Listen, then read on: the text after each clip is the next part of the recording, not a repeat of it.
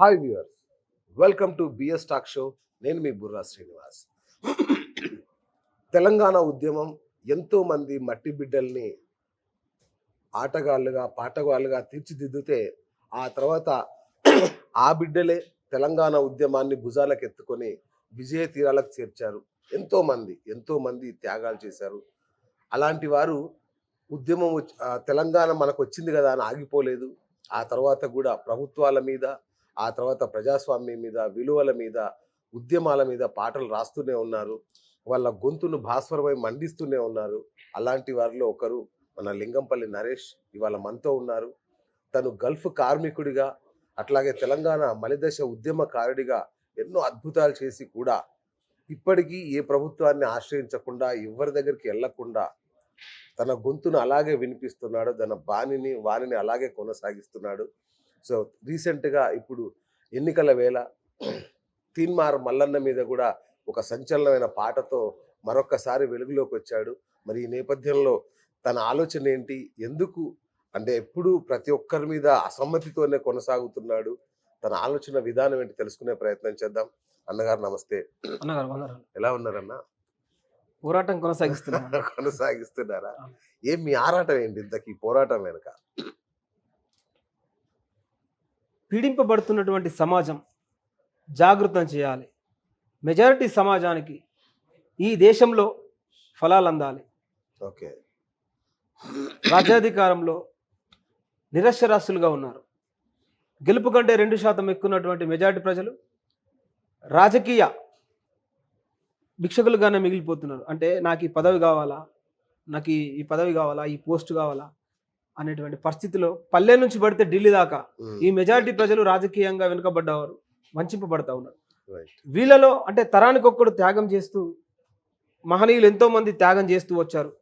వీళ్ళకి ఎన్నో మార్గాలు సూచిస్తూ చేస్తూ వాళ్ళు చరిత్రలో నిలిచిపోయారు. కానీ ఈ మెజారిటీ ప్రజలు స్వాతంత్రం వచ్చి 75 సంవత్సరాలు గడిచినప్పటికీ ఈ మెజారిటీ ప్రజలు ఇంకా అన్ని రంగాల్లో విద్య, వైద్యం, ఉపాధి, ఆర్థికం, సమానత్వం, స్వేచ్ఛ అన్ని రంగాల్లో కూడా వెనుకబడే ఉన్నారు. రైట్.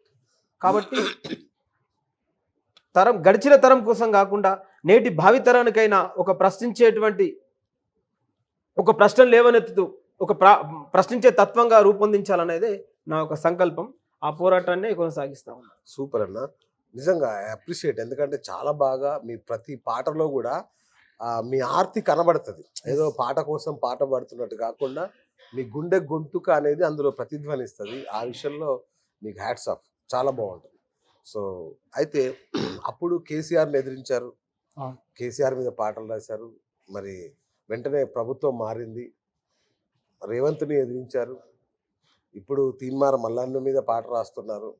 అంటే ఎవరు అంటే పెద్ద వాళ్ళ మీద రాయడం అనేది ఏదన్నా దాని వెనుక ఆలోచన ఉందా, లేదంటే వాళ్ళు తప్పు చేస్తున్నారు కాబట్టి చేస్తున్నారా? ఒక పక్క వాళ్ళ ఇప్పుడు ప్రతి ఒక్క పాట వెనుక వాళ్ళు చేసినటువంటి హామీలు కావచ్చు, వాళ్ళు చేసినటువంటి వైఫల్యాలు కావచ్చు, రైట్, వాళ్ళు ఇచ్చినటువంటి కానీ వాళ్ళు ఇప్పుడున్నటువంటి పరిస్థితుల వల్ల వాళ్ళు చేస్తున్నటువంటి హామీల ద్వారా, వాళ్ళు ఇచ్చినటువంటి మాట ద్వారా వాళ్ళ ప్రజాస్వామ్యానికి ముప్పు వాటిల్లుతుంది. కాబట్టి వాళ్ళని నేను పాటతో ప్రశ్నించగలిగాను. అది ప్రజల పక్షాన, ప్రజల గొంతుక, అంటే ప్రజలే ప్రశ్నిస్తే ఏ విధంగా ఉంటుంది అనేది ఆ అక్షరాలని, ఆ ప్రజల యొక్క ఆ బాధల్ని ఆ పాట రూపంలో చెప్పడం జరిగింది. ఇక వాళ్ళు ప్రశ్న అనుకోని, విమర్శ అనుకోని, కానీ నా ప్రజాస్వామ్యానికి మాత్రం అన్యాయం అయితే జరుగుతుంది, ఓకే, దీన్ని సరిదిద్దుకునే విధంగా ముందుకు సాగాలనేది నా పాటలో ఉన్నటువంటి థియరీ. రైట్. సో వాళ్ళిద్దరు ఓకే. కేసీఆర్ అలాగే రేవంత్ రెడ్డిని మీరు ప్రశ్నించడం వరకు ఓకే. తీర్మార్ మల్లన్న ఏం చేశాడు మీకు? అంటే గతంలో మీకు పాలిపగలు ఏమైనా ఉన్నాయా? అయితే తీన్మార్ మల్లన్న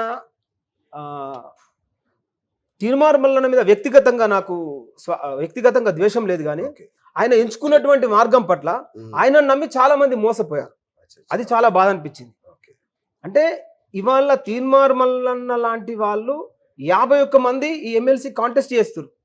మరి 51 మందిలో మరి ఏ ఒక్క పేరు కూడా మనం ఏ ఒక్క పేరును కూడా వ్యతిరేకించలేదే, ఏ ఒక్క పేరు మీద కూడా విమర్శ చేయలేదే, ఏ ఒక్కరిని కూడా విమర్శ చేయలేదే. ఎందుకు చేయలేదు? మరి వాళ్ళు మా ప్రజల నుంచి ఏం ఆశించలేరు, మా ప్రజల్ని ఏం అడుక్కోలేదు, మా ప్రజల్ని ఇలా వెంట తిప్పుకోలేదు కదా. కానీ ఇవాళ తీన్మార్ మల్లన్న అలియా చింతపండు నవీన్, డాష్ ఇంకో పేరు ఉన్నది. కానీ ఇవాళ అతను ఆ, ఫస్ట్ కాంగ్రెస్ పార్టీ నుంచి ఎమ్మెల్సీగా పోటీ చేశాడు. అవును ఓడిపోయిన తర్వాత కాంగ్రెస్ పార్టీని గాడితో పోల్చాడు కదా. ఓకే, అవును హమ్ జానా హై ఢిల్లీ, అవును. గోడా నహి మిలా, గదా మిలా, ఇసే సవారీ కర్రా అన్నాడు. ఉమ్, అంటే నేను గుర్రం ఎక్కాలనుకున్న దొరకలేదు, గాడితో నడిపిస్తున్నా అన్నాడు. కాంగ్రెస్ పార్టీని గాడితో పోల్చింది. ఉమ్, సో కాంగ్రెస్ పార్టీ గాడితో పోల్చినటువంటి ఆయనకి తర్వాత ఏమన్నాడు, కాంగ్రెస్ పార్టీలకు వెళ్ళి బయటకు వచ్చిన తర్వాత బహుజనవాదం అని చెప్పి బీసీలను ఎస్సీలను ఎస్టీలను అందరినీ పోగు చేసి హుజూర్ నగర్లో పోటీ చేసిండు. ఉమ్, వీళ్ళందరి శ్రమను వాడుకున్నాడు. చెట్ల కింద బండబెట్టిండు, సాలిసాలని భూమ పెట్టిండు, రాత్రి పగళ్ళు తిప్పిండు గ్రామ గ్రామాన. కానీ ఆ బిడ్డల్ని గాలికి వదిలేసిండు కానీ ఈయన మాత్రం ఆ విలాసవంతమైన జీవితాన్ని అనుభవిస్తున్నాడు. ఉమ్, దాని తర్వాత ఏమన్నాడు, 7200 అన్నాడు.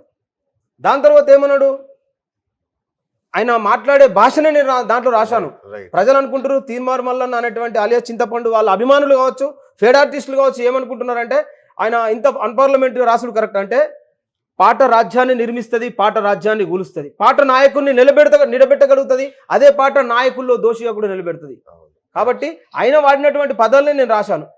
7200 అన్నాడు. అక్కడి నుంచి పోయిండు, మళ్ళీ బీజేపీ కండు వేసుకున్నాడు. బీజేపీకి వెళ్ళిపోయి వచ్చిండు. ఇవల్ల బీజేపీకి వెళ్ళిపోయి వచ్చిండు. మళ్ళీ కాంగ్రెస్ పార్టీని అప్పుడు అట్లా అన్నప్పుడు కాంగ్రెస్ పార్టీలో ప్రతి నాయకుడిని ఈయన అనని మాట ఉందా, తిట్టని మాట ఉందా? అవును ఎవరిని అన్నాడు చెప్పండి? అవును. రేవంత్ రెడ్డి గారిని కూడా ఇంత పొడు అంత పొడు అని చెప్పి అన్పార్లమెంటరీ మాట. ఉత్తమ్ కుమార్ రెడ్డి సార్ మీద ఎన్ని ఎలిగేషన్స్ పెట్టిండు, కాంగ్రెస్ కార్యకర్తలు ఏ విధంగా అవమానించిండు. ఆ కోమరెడ్డి రాజగోపాల్ రెడ్డి గారిని, కోమరెడ్డి వెంకరెడ్డి గారిని కానీ ఇంకా అనేకమైన కాంగ్రెస్ పార్టీలో ఉన్నటువంటి వాళ్ళని ఎవరిని ఈయన వదిలేసిండు చెప్పాలా కరెక్ట్ కదా. అవును. అన్ని పార్టీలో ఉన్నటువంటి నువ్వు నిన్నే ఆదర్శంగా తీసుకున్నాం. ఇవాళ ఏమని, తప్పు చేస్తే ప్రజాక్షేత్రంలో ఎవరినైనా ప్రశ్నించేటువంటి హక్కు భారత రాజ్యాంగం కల్పించింది, ప్రజాస్వామ్యం కల్పించింది. ఇవాళ నువ్వు నా ప్రజల్ని నమ్మించి గొంతు కోసావు కాబట్టి ఇవాళ బహుజనవాదం అన్నావు. ఈ ప్రజల నుంచి డబ్బులు అడుక్కున్నాడు కదండి, అవును చాయ్ పైసలు ఇవ్వని అడుక్కున్నాడు. ఇవాళ క్యూన్యూస్ అని పెట్టావు. క్యూన్యూస్ అనేది కూడా అప్పుడెప్పుడో ఒకే ఒక్కటి సినిమాలో ఆ శంకర్ గారు చేసినటువంటి క్రియేటివిటీ. ఓకే ఆయన నేనే Q for question for Mallanna అని చెప్పి ఆయన క్రియేట్ చేసుకున్నాడు. ఓకే సరే, నువ్వు చేసుకుంటున్నావు, రైట్ అది నేను దాని గురించి పక్కన పెట్టు. తర్వాత ఏమన్నావు, చాయ్ పైసలు ఇవ్వన్నావు. ఇవాళ ప్రభుత్వం ఏర్పడి 5 నెలలు గడుస్తుంటే ఇవాళ జీవో 46 విద్యార్థులు ప్రభుత్వం ఇప్పుడు కాంగ్రెస్ ప్రభుత్వం అధికారంలోకి వచ్చింది ఏ బేస్ మీద అండి? నిరుద్యోగులను కేవలం నిరుద్యోగుల ఓట్లతోటే కాంగ్రెస్ పార్టీ అధికారంలోకి వచ్చింది. గత ప్రభుత్వం కేసీఆర్ గారు ఇచ్చినటువంటి హామీలు కావచ్చు, ఫలాలు కావచ్చు, పథకాలు కావచ్చు, పొందిన వారు ఎవ్వరు కూడా కాంగ్రెస్ పార్టీకి ఓటేయలేదు. కానీ ఇవాళ కేవలం నిరుద్యోగులకు ఏమని చెప్పారు, కాంగ్రెస్ పార్టీ అధికారంలోకి రాగానే జీవో 46 ఎత్తివేస్తాం, మీకు సరైన న్యాయం చర్పిస్తామని చెప్పారు. 100 రోజుల్లో అన్నారు. 100 రోజులు అయిపోయిన తర్వాత ఇప్పుడు ఏమైంది? 100 రోజులు అయిపోయిన తర్వాత 5 నెలల పొద్దు గడుస్తుంది కదా, మరి ప్రశ్నించే గొంతుకు ఎక్కడ ఉండాలా చెప్పండి సార్? ప్రశ్నించే గొంతుకు ఎక్కడ ఉండాలా? ప్రజల పక్షాల్లో ఉండాలనా, లేకపోతే అధికారం కోసం, రాజకీయ స్వలాభం కోసం, ఎవరో జోకడం కోసం మోచేతులు దాగెక్కడ ఉండాలా చెప్పండి, మీరు చెప్పండి. కరెక్ట్ కరెక్ట్ కాబట్టి ప్రజాస్వామ్యంలో ప్రశ్న అనేది నువ్వే లేవనెత్తావు కదా. నువ్వు అన్యాయం చేసినప్పుడు నిన్ను ప్రశ్నిస్తారు. రేపు లింగంపల్లి నరేష్ అన్నట్టు అన్యాయం చేసినప్పుడు ఆ ప్రజలకు నా వల్ల ముప్పు వాటిల్తుంది అన్నప్పుడు నన్ను కూడా ప్రశ్నించేవాడు వెనక నీకు కూడా పుట్టుకొస్తాడు. ఖచ్చితంగా పుట్టుకొస్తాడు. అవును, నేను చేస్తున్నా అదే. ఇప్పుడున్న ప్రెజెంట్ సిచ్యువేషన్ లో ఒకసారి మా కోసం ఆ పాట. నమ్మొద్దురా అన్నో తీను మారు మల్లిగోని, విడు ప్రమాదం అన్నో నిరుద్యోగ యువతరానికి, ఓటయ్యకురన్నో తీను మారు మల్లిగోనికి, విడు ప్రమాదమన్నో నిరుద్యోగ యువతరానికి, ఒడగొట్టాలన్నో ఒట్టకాయ మల్లిగోని, నమ్మొద్దురా అన్నో చింతపండు నవీన్ గాని, నిరుద్యోగ విద్యార్థులపై కుట్రలు చేసుకుంటా ఎమ్మెల్సీ కావాలని నాయకులను జోకుతుండు, వద్దురా అరే వద్దురా ఓటయ్యకురన్నో తీను మారు మల్లిగానికి, విడు ప్రమాదమన్నో నిరుద్యోగ యువతరానికి. గతంలో కాంగ్రెస్ పార్టీని గాడిదతో పోల్చెరా, బహుజనవాదమంటూ పేద ప్రజల ముంచెరా, అవకాశం కోసమే బీజేపీ జెండా ఎత్తెరా, గడ్డకెక్కి తెడ్డు చూపి భోగపేసమేసెరా, ఉత్తమ సారును దిట్టే కాంగ్రెసు నేతల దిట్టే, ఈ రాష్ట్ర ముఖ్యమంత్రిదని ఇంత పొడుగా అన్నోడు, వద్దురా అరే వద్దురా ఓటయ్యకురన్నో తీను మారు మల్లిగానికి, విడు ప్రమాదమన్నో నిరుద్యోగ యువతరానికి. వీడి అంగిలాగు సిద్ధాంతం అంటూ బిచ్చమెత్తెరా, బినామీల పేర్ల మీద ఆస్తులు కూడా పెట్టెరా, 7200 ఉద్యమం ఎటువాయరా, రీకాలింగ్ సిస్టమ్ అంటూ నీతులు వల్లించెరా పూటకొక్క పార్టీ మార్చి గడికొక్క గండు వేసి ఊసర వెళ్ళి లెక్క రంగులు మార్చేటోడు వద్దురా అరే వద్దురా. ఇది నా ప్రజల్ని జాగృతంగా అమ్మన్నాను. కరెక్ట్ గా ఈ వట్టకాయల భాష ఏంది? ఏదో వట్టకాయలు అంటారు ఏంటి అంటే నాకు తెలియదు అసలు దాని పూర్తి విషయం. ఇప్పుడు తిన్మర్ మల్లన్న గారిని అడగాలి ఇక. ఆ, అయితే ఆయన ఉన్న పేర్లు ఎన్ని ఉన్నాయో ఓకే. ప్రజల నుంచి కానీ ఆయనకు ఎన్ని పేర్లు అయితే ఉన్నాయో, చింతపండు నవీన్ అన్నారు, చింతపండు నవీన్ పేరు మెన్షన్ చేసిన. అవును. తర్వాత తిన్మర్ మల్లన్న పేరు అంటే నా ప్రజలకి ఈయన ఏ పేరుతో దగ్గర అవుతాడో అన్ని పేర్లు మెన్షన్ చేసిన. ఓకే. ఉటకాయ అంటే ఈయన ఏదో మన మార్నింగ్ న్యూస్ లో ఓకే. లైవ్ చెప్తున్న తరంలో జ్యోతిష్యుని అడిగిండు, నా పేరు చెప్పానంటే ఆయన చెప్పిండు ఒట్టకాయ అన్నాడు. అచ్చా ఇది కూడా ఇందులో ఒక పేరు కావచ్చు అని రాసి, అంతకు మించి నాకేం తెలియదు. అదేంటిదో కూడా ఇక తిన్మర్ మల్లన్న అడిగితే తెలుసు. Okay okay okay right. మీ ఇద్దరికైతే పాత పగలేం లేవుగా? మాకేం పగలేదు. అంతే కదా. Okay right. అంటే ఎందుకు అంటే ఇంత ఈ పాటని మీరు గతంలో కేసీఆర్ గారి కోసం కూడా ఈ పాట రాసినట్టున్నారు అప్పుడు, ఇదే పాట. కేసీఆర్ మీద కూడా అనేక పాటలు రాసి. అవును అవును అవును. ఇదే ఈ పాట బాగా అప్పుడు కూడా బాగా ఎలక్షన్ల కాలంలో నేను బాగా విన్న పాట ఇది ఒకటి. రైట్.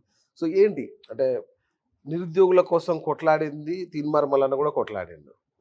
మరి అలాంటి వ్యక్తి నేను నిరుద్యోగులకు ప్రమాదం ఈ మల్లన్నని ఎలా అన్నారు మీరు?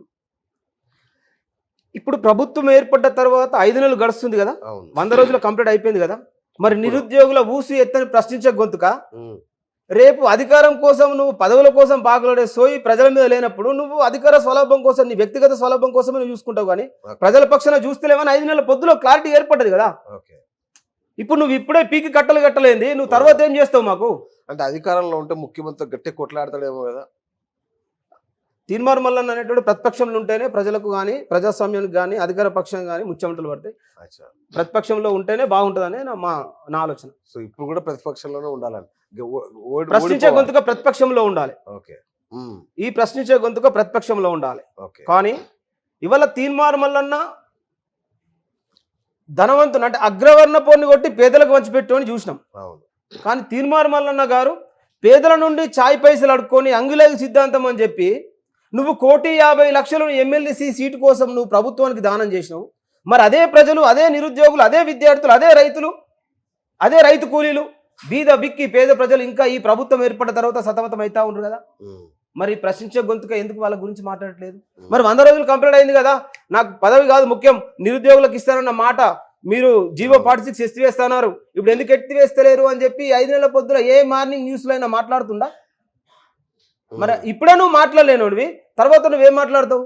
నువ్వు మాట్లాడితే నువ్వు ఇప్పుడే మాట్లాడలేవు, తర్వాత ఇప్పుడు మా నమ్మకాన్ని నువ్వు చంపేశావు కదా.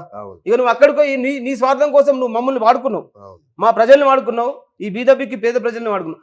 1,50,00,000 ప్రభుత్వానికి విరాళం ఇచ్చేటువంటి దయాగల హృదయం నీకుంది కదా. నువ్వు ఈ ప్రభుత్వాల నుంచి ఎన్ని రంగాల్లో ఎంత సబ్సిడీ పొందినావు? ప్రభుత్వానికి నువ్వు ఇస్తున్నావు, ప్రభుత్వం నీకే ఏ సబ్సిడీ పెట్టింది? ఈ ప్రజలు కదా నీకు ఇచ్చింది డబ్బులు, ఈ ప్రజలు కదా, ఈ ప్రజలకు సమస్యలు ఉన్నాయి కదా. మరి ఈ డబ్బుని ప్రజలకు ఎందుకు పంచిపెట్టలేకపోయినావు? చాయ్ పైసలు, అన్నం పైసలు మేమియాలే, నెలల నుంచి మా బిడ్డలు సావాల నీతో తిరిగి. నువ్వు విలాసవంతమైన రాజభోగాలు అనుభవించుకుంటా నీ రాజకీయ స్వలాభం కోసం మా బిడ్డల్ని బలి చేస్తావంటే ఫస్ట్ ఇంటి దొంగను నా సమాజానికి ఈడు దొంగ అని చూపెట్టడానికి పోరాటం చేస్తున్నా. దాంతోపాటు బయట రాజకీయంగా ఎవరెవరైతే మా మెజారిటీ ప్రజలు అణచివేస్తున్నారో ప్రతి ఒక్క కుట్రల్ని తేటతెల్లం చేస్తూ నా ప్రజల్ని జాగృతం చేయాలనేది నా ఏకైక ఆకాంక్ష, లక్ష్యం. Okay right. మీరు కొత్త ప్రభుత్వం చూశారు, మీరు ఎంతో పోరాటం చేశారు. ఈ ప్రభుత్వం గల్ఫ్ నుంచి వచ్చి మరీ ఫైట్ చేశారు. సో సరే, మీ గల్ఫ్ జీవితం గురించి తర్వాత అడుగుతాను. సో ఈ గల్ఫ్ నుంచి వచ్చి కేవలం ఈ ప్రభుత్వం పోవాలని ఉద్యమం చేసి పాటలు పాడి ఆటలు ఆడి పోరాటం చేసి గెలిపించుకున్నారు. ఎట్లా ఉంది కొత్త ప్రభుత్వం? మీరు ఆశించినట్టుగా ఉందా? లేదండి, ఇప్పుడు కాదు, స్వాతంత్రం వచ్చి 75 సంవత్సరాలు గడిచిన నేను ఆశించింది, నేను కలగన్నది, నాకంటే ఇంకా పూర్వీకులు కలగన్నది, నాకంటే త్యాగదనులు కలగన్నది, ఈ సమాజం కోసం త్యాగం చేసినటువంటి మహనీయులు కలగన్న స్వరాజ్యం ఇంకా ఒక 20 సంవత్సరాల దాకా పోరాటం. ఇప్పటి ఈ జనరేషన్ పోయింది, నెక్స్ట్ జనరేషన్కి అయినా ఏమైనా సమపాలన హక్కు లభిస్తాయేమో అని చెప్పి ఆరాటం కోసం పోరాటమే మిగిలింది. ఏంటి మీ కోరిక, అంటే మీ స్వప్నం ఏంటి? మా స్వప్నం కాదు, అసలు ప్రజలకి ఏ విధమైన నాణ్యతమైనటువంటి సమాజ పరిపాలన జరుగుతుంది. ఇవాళ ఒక పక్క ఉచితాలు ఇస్తున్నారు, ఒక పక్క ఇప్పుడు ఉన్నటువంటి ముఖ్యమంత్రి వర్యులు రేవంత్ రెడ్డి గారు ఒక పక్క ఉచితాలు ఇస్తున్నారు ఆర్టీసీ అని, ఒక పక్క 20,000 కోట్లు అప్పు చేస్తున్నారు, ఒక పక్క 8 లక్షల కోట్ల అప్పు ఉందని మీరే అంటున్నారు కదా. అవును. అంటే ఈ పేద ప్రజలకు అందుతుందా, లేకపోతే స్కీములు చేసేటోళ్లకు, స్కాములు చేసేటోళ్లకు, మ్యాచ్ ఫిక్సింగ్ రాజకీయాలు చేసేటోళ్లకు, సెటిల్మెంట్ చేసేటోళ్లకు ఇది ఈ స్థాయిలోకి అందుతుంది కానీ పేదవానికి సరైన వద్యం అందుతుందా అండి? మొన్న ఎంజిఎంలో కరెంటు పోయింది, 5 గంటలు కరెంటు పోయింది, ఎంతమంది చచ్చిరాడు? ఎవరికైనా పట్టినట్టుందా సోయి? ఇవాళ రైతుల పరిస్థితి ఏ విధంగా ఉంది? ఇవాళ రైతు అని చెప్పుకుంటున్న రైతు బీమా, రైతు బంధు ఇది పక్కన పెడితే శ్రమనే నమ్ముకొని, సత్వనే నమ్ముకొని, కాయ కష్టం చేసి భూమి లేకున్నా ఆ భూస్వామి దగ్గరనో ఇంకా వాళ్ళ దగ్గరనో కర్ణాల దగ్గరనో కౌలు రైతు చేసుకొని బతికే కౌలు రైతు పరిస్థితి ఇలా తెలంగాణలో ఏ విధంగా ఉంది? ఆ కౌలు రైతు కూడా మీరు రైతు బంధు ఇస్తా అన్నారు. అంటే ఇది మభ్య పెట్టడం తప్ప ఏ ఆధారాలతో మీరు రైతు బంధు ఇవ్వగలుగుతారు? వాళ్ళ కోసం కూడా ఒక పాట రాసినట్లు. ఎస్, ఒకసారి అది ఈ పుడమి తల్లి ఎదలు తీర్చి దుక్కి దున్ని నీరు పెట్టినారు పోసినా, ఆ నాట్లు వేసి కలుపు తీసి కంటి మీద కునుకులేక పంటనంత కాపుగాసినా, ఆ గాలి కొట్టు ఆన కొట్టు తుఫాను వచ్చి పంట నేల పాలు చేసేరా, రైతు ఆరుగాల శ్రమ పంట నీట మునిగే గుండె పగిలే కంటి రోదనా, సాగు మీద అప్పు ఇచ్చే సాగుకారిరా. మా పల్లెలలో ఊర్లలో కౌలు రైతు ఏదైనా భూమి మీద సాగు చేయాలి, పెట్టుబడి పెట్టాలన్నప్పుడు సాగుకారుల దగ్గరనో ఇంకొకరి దగ్గరనో నగలో నట్టును పుత్తెలు తాడుగడగలో కుదబెట్టి ఆ డబ్బులు తెచ్చుకొని ఆ పంట మీద పెడతారు పెట్టుబడి. కానీ అది గాలికొట్టు తుఫాన్ వచ్చినప్పుడు నేల పాలైనప్పుడు అలా కన్నీళ్ళే మిగులుతాయి. సాగు మీద అప్పు ఇచ్చే సాగుకారిరా, పంట చేతికి రాలేదు కర్మగాలిరా, రేషన్ కోనబోతే రైతు జేబు కాలిరా, ఇంట్లో పిల్ల జెల్ల పస్తు కడుపు గాలేరా, ఆదుకోలే కౌలు రైతునెవ్వడు, ఆకలితో కుమిలి సచ్చే కూలి తల్లులు, అరే పరిశ్రమలు ఎన్న ఉన్న ప్రభుత్వాలు మారుతున్న కౌలు రైతు కష్టాలు తీరవాయరా. ఈ పుడమి తల్లి ఇలాంటి పరిస్థితి కౌలు రైతులు. ఇలా వాళ్ళని ఏ ప్రభుత్వం ఆదుకుంది?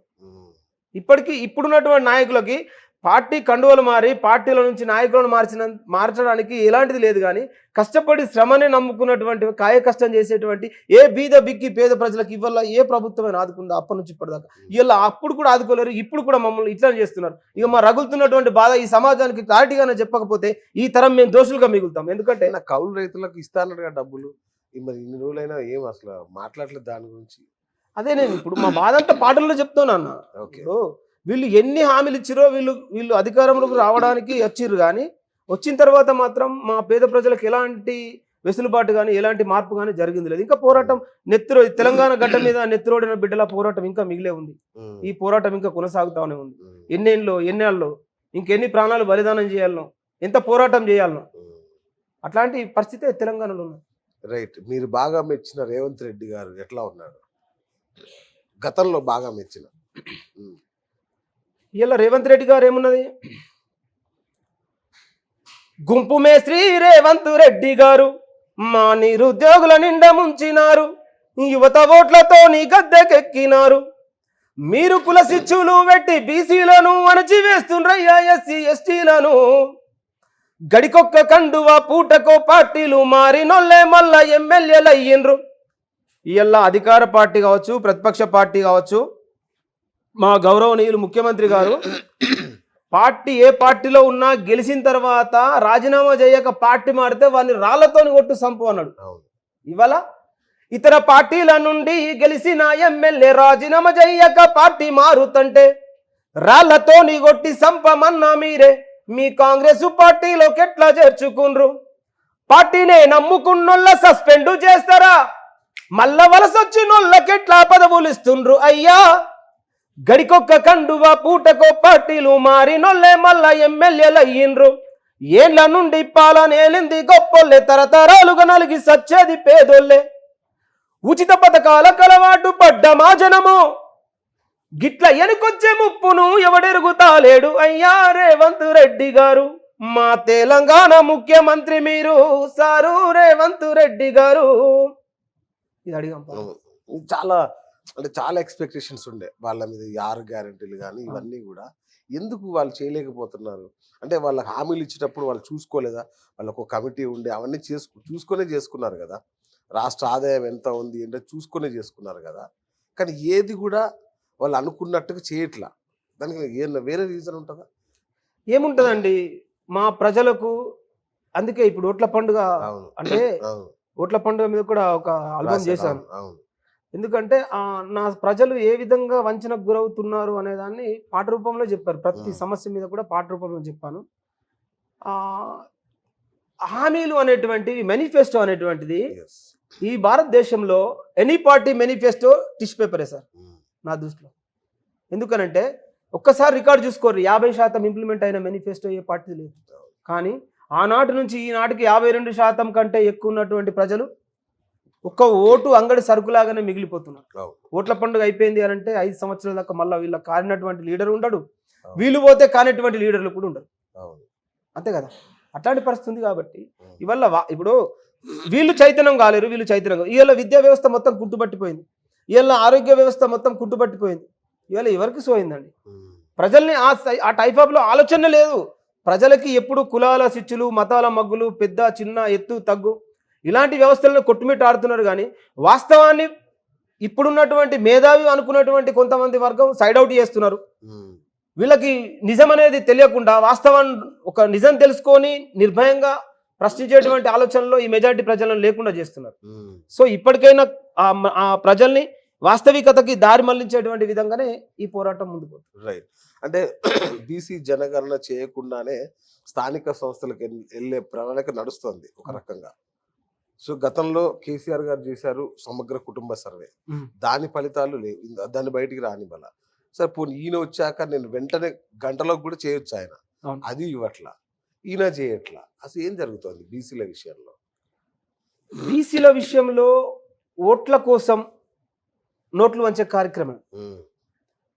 బీసీలు మెజారిటీ ప్రజల విషయం అదే ఇప్పుడు. ఎందుకంటే ఇవాళ బీసీలకు ఇప్పుడు కాదు, గత 75 సంవత్సరాలు, అందుకే చెప్తున్నాను. ఒక only not only Telangana, not only Andhra Pradesh, entire national wide గా చూసుకున్న 75 సంవత్సరాల స్వతంత్ర భారతదేశంలో కాకే కాలేర్కర్ కమిషన్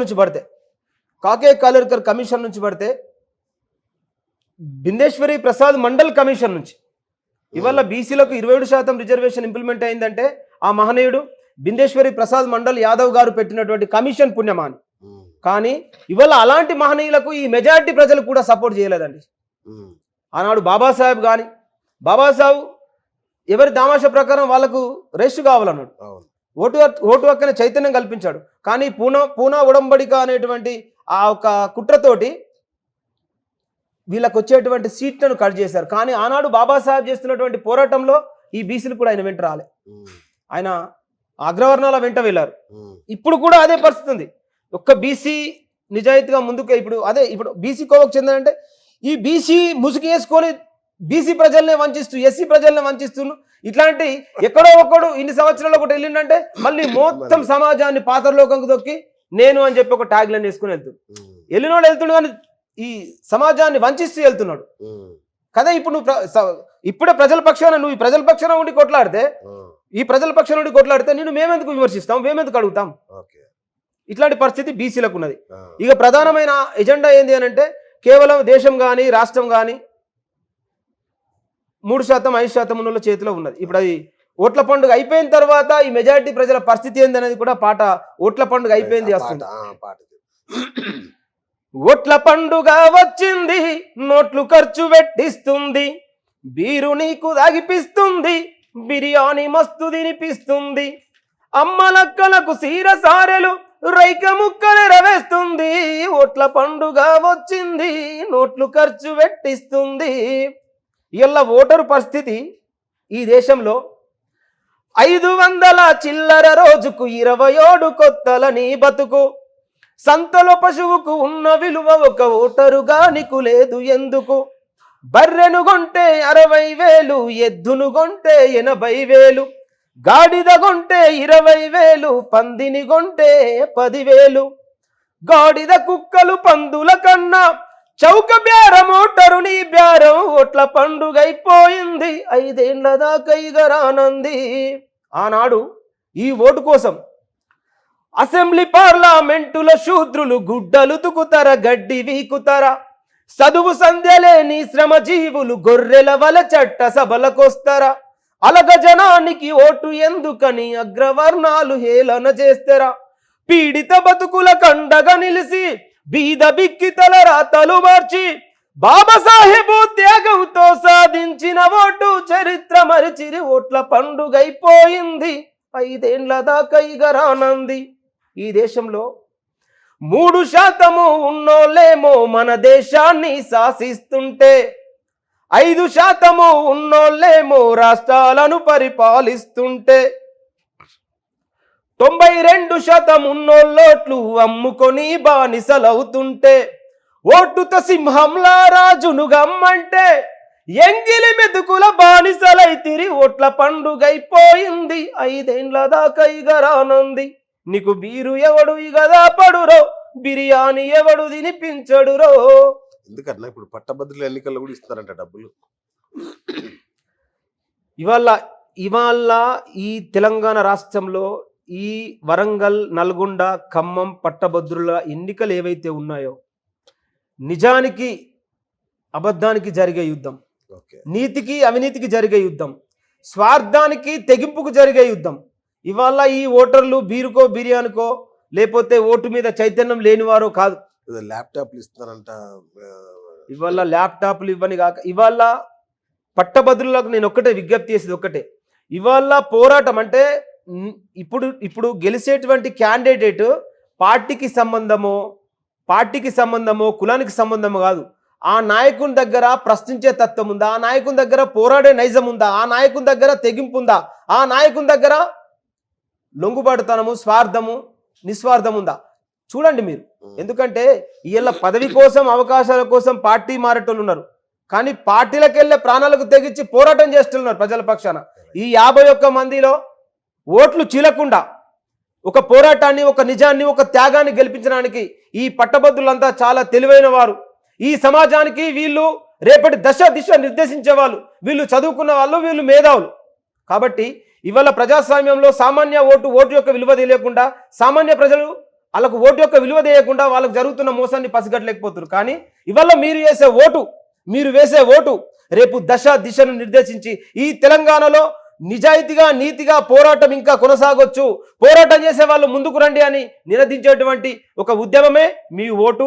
కాబట్టి ఈ ఎమ్మెల్సీ పట్టభద్రులందరికీ కూడా నేను విజ్ఞప్తి చేస్తా ఉన్నా, ఓటు చీలకుండా ఈ తీర్మారు మల్ల అనేటువంటి దొంగకి ఓటేయకుండా నిజాయితీగా, నిబద్ధతగా పోరాటం చేసే వాళ్ళు ఎవరైతే ఉన్నారో మీ ఓటు చీలకుండా వాళ్ళని గెలిపిస్తే రేపు రాష్ట్రంలో ప్రతిపక్షం కావచ్చు, అధికార పక్షం కావచ్చు, విద్యార్థులు, నిరుద్యోగులు, జీవో 46 విద్యార్థుల కాళ్ళ దగ్గరకు వచ్చి మీరు కావాలనుకున్నటువంటి డిమాండ్స్ నెరవేరేటటువంటి పరిస్థితి ఈ తెలంగాణలో రేపు రాబోయే రోజుల్లో ఉంటుంది. కాబట్టి మీరు ఆలోచించాలని చెప్పి విజ్ఞప్తి చేస్తా ఉన్నాం. రైట్. శాసన మండలి అంటే పెద్దల సభ, చుక్కారామాయలు అంటే పెద్ద పెద్ద గొప్ప మహానుభావులు కూర్చున్న సభ. అక్కడ ఎలాంటి వాళ్ళు ఉండాలి? ఇప్పుడున్న వాళ్ళలో ఎవరన్నా ఉన్నారు అట్లా? ఇప్పుడున్న వాళ్ళు అందుకే పేరు పెట్టట్లేదు, కానీ ఇవాళ నేను అనుకొని చెప్పుకుంటున్నటువంటి వాడు మాత్రం వీళ్ళైతే కాదు. పార్టీల అండ చూసుకొని అంగబలం, అర్ధబలం, ధనబలం, డబ్బు బలం ఇవి చూసుకున్నాడు ఎప్పుడు కూడా. ఇవాళ ఏమి లేకున్నా అంటే ఇప్పుడు తీర్మారు మల్లన్న ఎందుకు మెన్షన్ చేయవలసి వచ్చింది అని అంటే, ఈ తీర్మారు మల్లన్న అనేటువంటి వ్యక్తి ఇన్ని పార్టీలు మారి వస్తే కాంగ్రెస్ పార్టీని గాడితో పోల్చినప్పుడు కాంగ్రెస్ పార్టీకి టికెట్ ఇచ్చారు. అదే కాంగ్రెస్ పార్టీ ఇలా ఏం చేస్తుంది? ఒక ఎస్సీ సామాజిక వర్గానికి చెందిన 30 సంవత్సరాల నుంచి పోరాటం చేస్తున్నటువంటి ఒక ఫిజికల్ హ్యాండిక్యాప్డ్ అయినటువంటి బక్కా జెడ్సన్ అనేటువంటి వ్యక్తిని ఉటాహుటిన ఏ ఆధారం లేకుండా పార్టీ నుంచి సస్పెండ్ చేసిండు. బక్కా జెడ్సన్ అనేటువంటి వ్యక్తి ఈ కాంగ్రెస్ ప్రభుత్వం కానీ, కాంగ్రెస్ ప్రభుత్వం అధికారంలోకి రావడానికి కానీ, ప్రతిపక్షాలలో ఉన్నటువంటి వైఫల్యాలను కానీ, ఈ స్కీములు ఎన్ని వేల కోట్ల స్కాములు ఈ తెలంగాణ సంపదను కొల్లగొట్టే దొంగలను ఆపగలిగింది కదా, దోషులుగా నిలబెట్టింది కదా ఈ కాంగ్రెస్ పార్టీలో. మరి అట్లాంటప్పుడు కాంగ్రెస్ పార్టీకి చిత్తశుద్ధి ఎక్కడుంది? ఇప్పుడు కాంగ్రెస్ పార్టీ గాడితో పోల్చిన వాడికి, మీ అందరిని ఇచ్చిన వాడికి నువ్వు ఎమ్మెల్సీ టికెట్ ఇచ్చినావు. కాంగ్రెస్ పార్టీలో నికాస్గా పోరాటం చేసినటువంటి బక్కా జెడ్సన్ అనేటువంటి ఒక ఎస్సీ సామాజిక వర్గానికి చెందినటువంటి, అందుకే కదా ఆయన ఆ పార్టీలో 30 సంవత్సరాలు కేంద్ర క్యాడర్ ఉన్నటువంటి బక్కా జెడ్సన్ అనేటువంటి వ్యక్తిని ఉటాహుటిన సస్పెండ్ చేశారు. చాలా బాధాకరమైన విషయం. అట్లానే ఇవాళ అదే దళిత సామాజిక వర్గానికి చెందినటువంటి అద్దంకి దయాకర్ అన్నను ప్రతిపక్షాల మీద ఏకధాటిగా విరుచుకుపడుతూ కాంగ్రెస్ పార్టీకి ఒక వెన్నుముకగా ఉన్నటువంటి ఆయనను రేవంత్ రెడ్డి గారు బుల్లెట్ ప్రూఫ్ జాకెట్ లెక్క వాడుకొని ఆయనను మాల మహానాడు జాతీయ అధ్యక్షుడిని ఇవాళ పార్టీలో ఒక వలస వెళ్ళిపోయి వచ్చినటువంటి ఒక మీ రెడ్డి సామాజిక వర్గానికి చెప్పినటువంటి ఆయన ఒక్కసారి టార్గెట్ పెట్టుకుంటే ఆయనకు తుంగతుత్తులో మనగడ ఉంటుంది. ఇవాళ ఎమ్మెల్సీకైనా అర్హుడు కదా, ఇవాళ ఎమ్మెల్సీకైనా అర్హుడు కదా, ఎంపీకైనా అర్హుడు కదా, ఎమ్మెల్యేకైనా అర్హుడు కదా. మరి ఇలా పరిస్థితి ఏంది? ఇలా బక్క జడ్సన్ అనేటువంటి ఒక ఎస్సీఆర్ కదా వీళ్ళిద్దరిని మీరు ఇంత చులకనగా ఇస్తున్నారు. అదే మీ రెడ్డి సామాజిక వర్గంలో ఉన్నటువంటి నాయకులు మంత్రులు ఎన్ని పార్టీలు తిరుగురు, ఎంత వివక్షగా తిట్టుకున్నారు.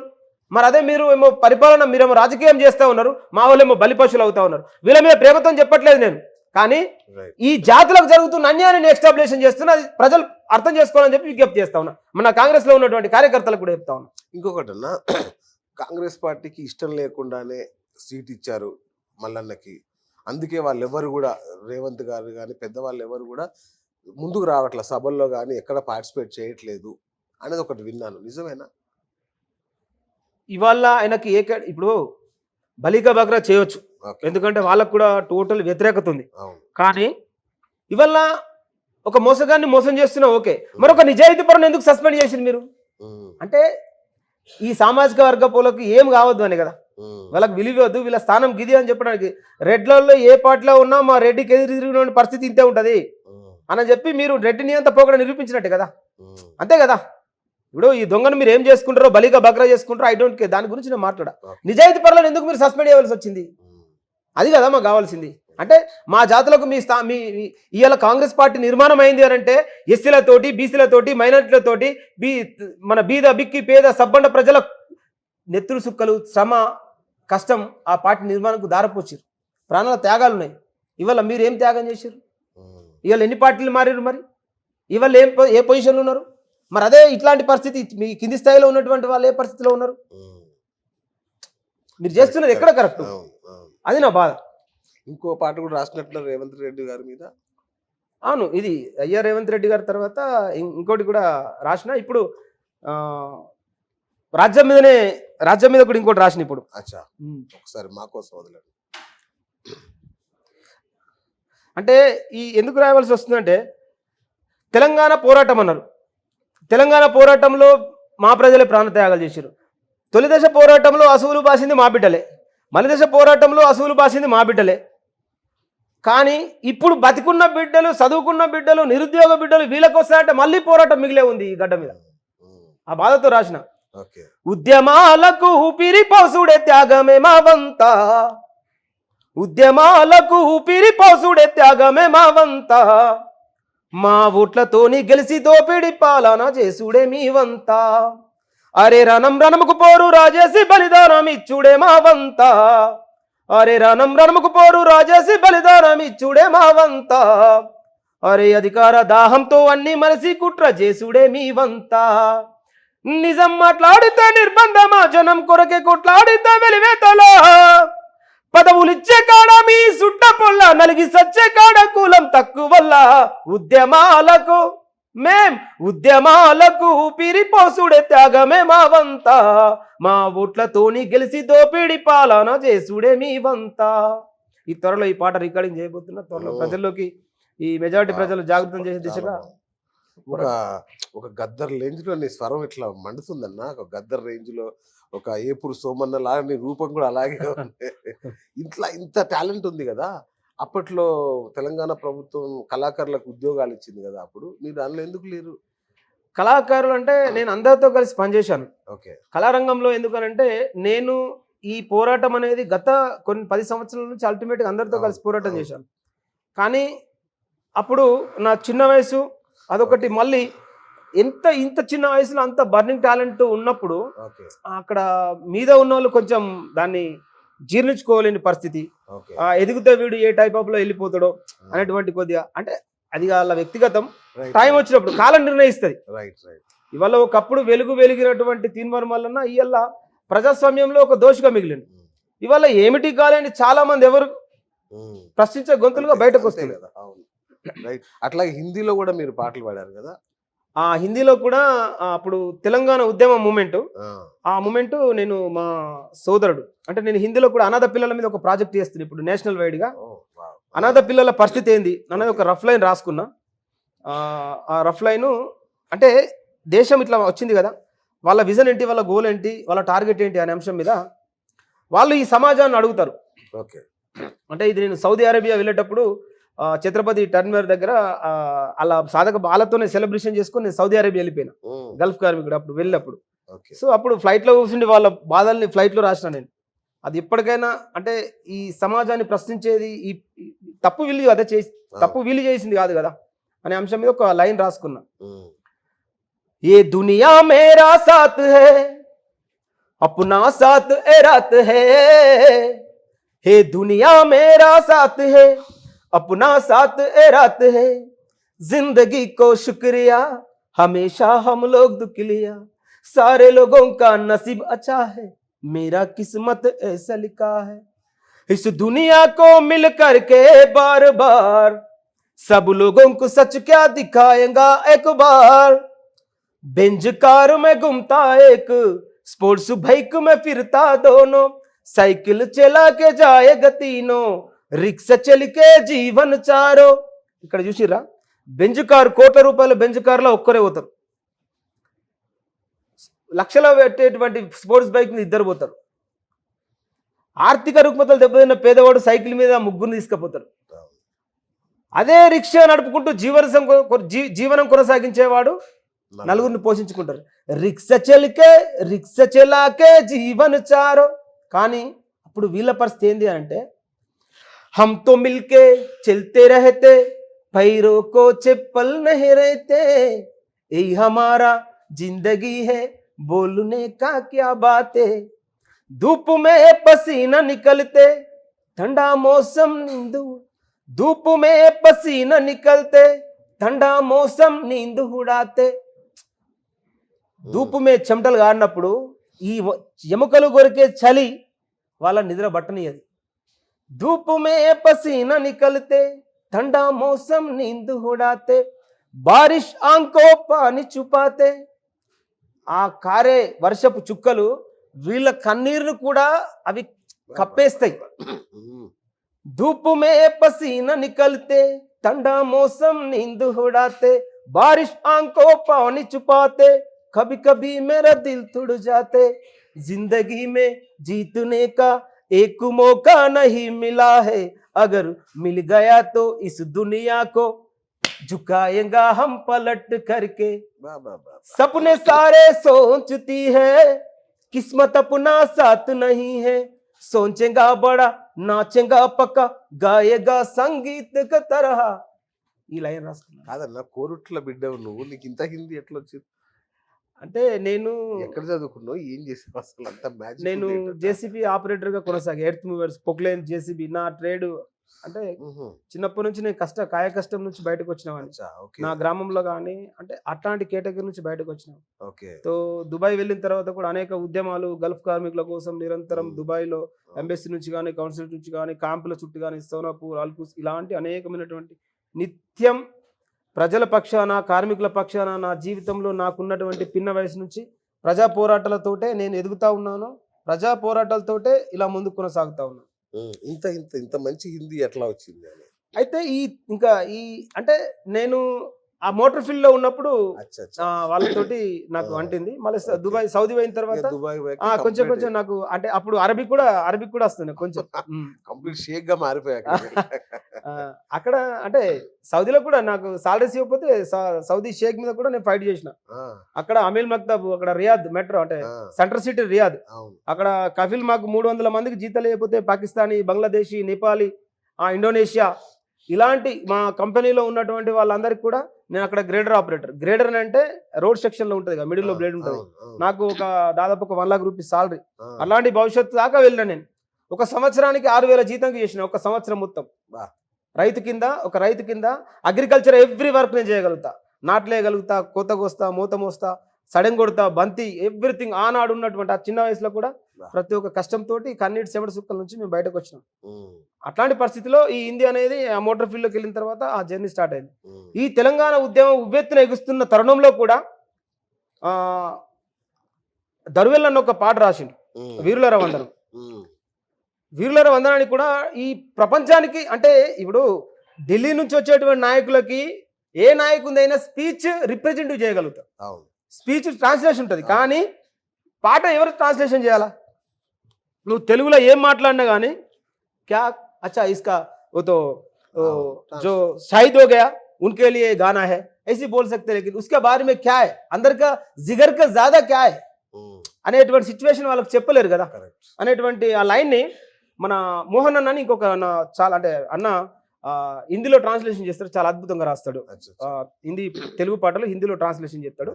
అన్న బాంబేలో ఉంటుండే, అన్న సారథ్యంలో అన్న ఆధ్వర్యంలో ఆ లైన్ రాసి ఈ పాటను ఢిల్లీ నడి గోడలో ఢిల్లీ నడి బొడ్డును వినిపించాలి అని చెప్పి వీళ్ళకు ట్రాన్స్లేషన్ చేయడం జరిగింది.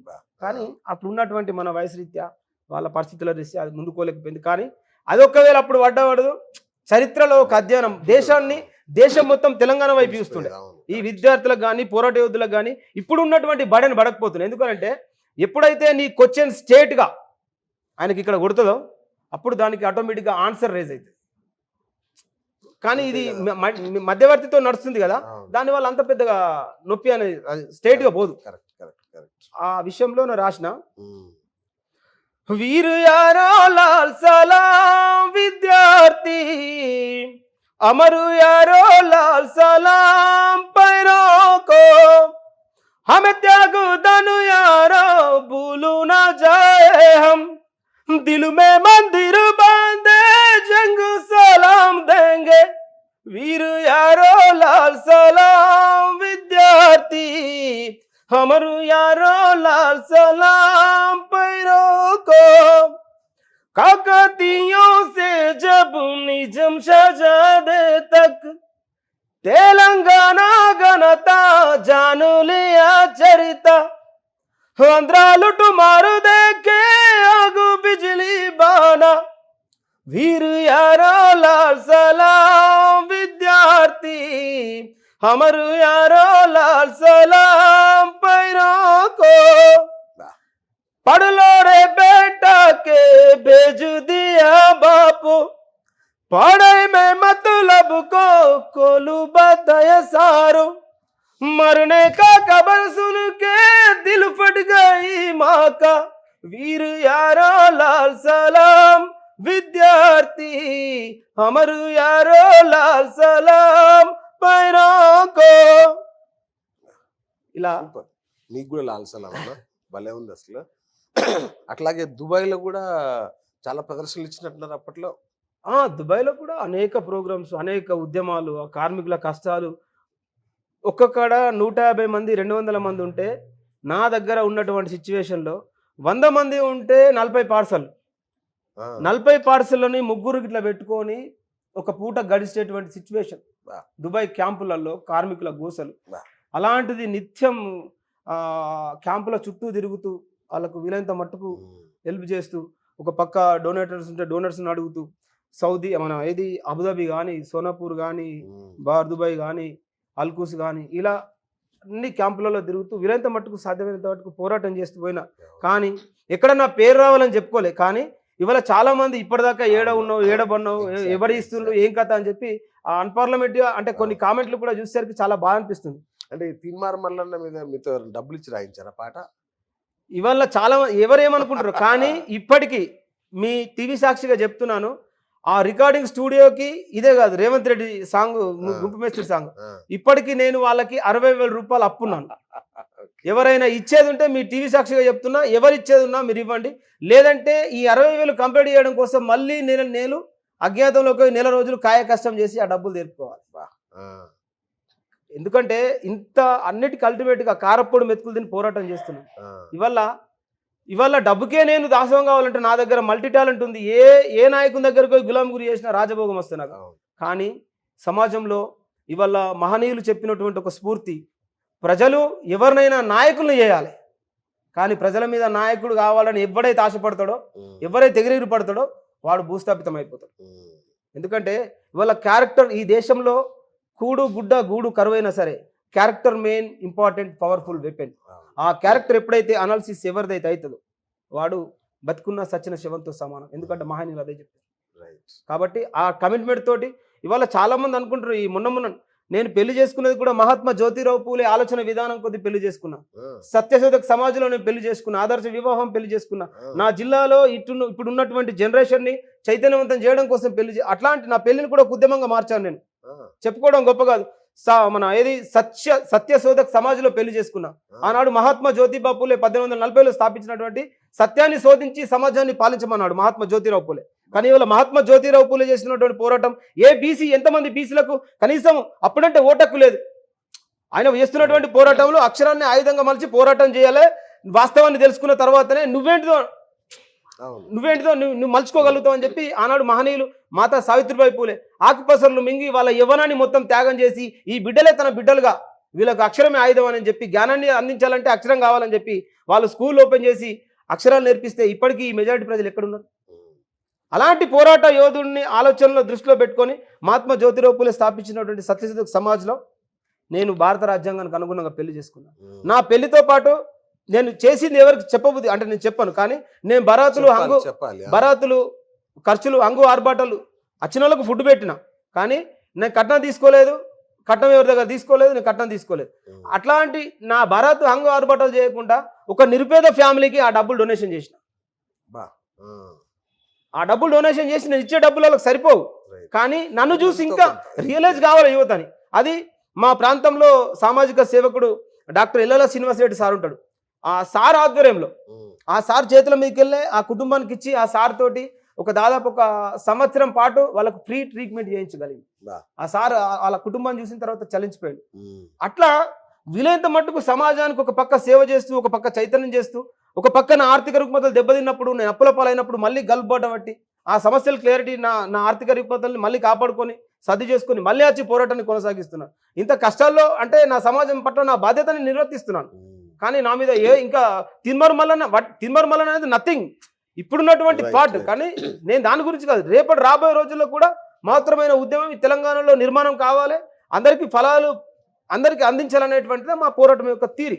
రైట్. అంటే ఇప్పుడు చాలా మంది సింగర్ అనగానే ఏదో డబ్బులు తీసుకొని ఎవరో ఇస్తే డబ్బులు తీసుకొని పాట రాస్తాడు అనేది సహజంగా అందరికి ఉండే ఫీలింగ్. సో అందుకే మీ మీద కూడా అలాంటి అపోహ వచ్చి ఉంటుంది. కానీ నేను ఒకసారి చూసా, సబ్బండ వర్గాల కోసం కూడా మీరు ఉద్యమాలు చేశారు. ఒక 60-70 రోజులు మీ కోరుట్ల ప్రాంతంలో ఉద్యమం చేయడం నేను విన్నా, ఫోటోలు కూడా చూశాను.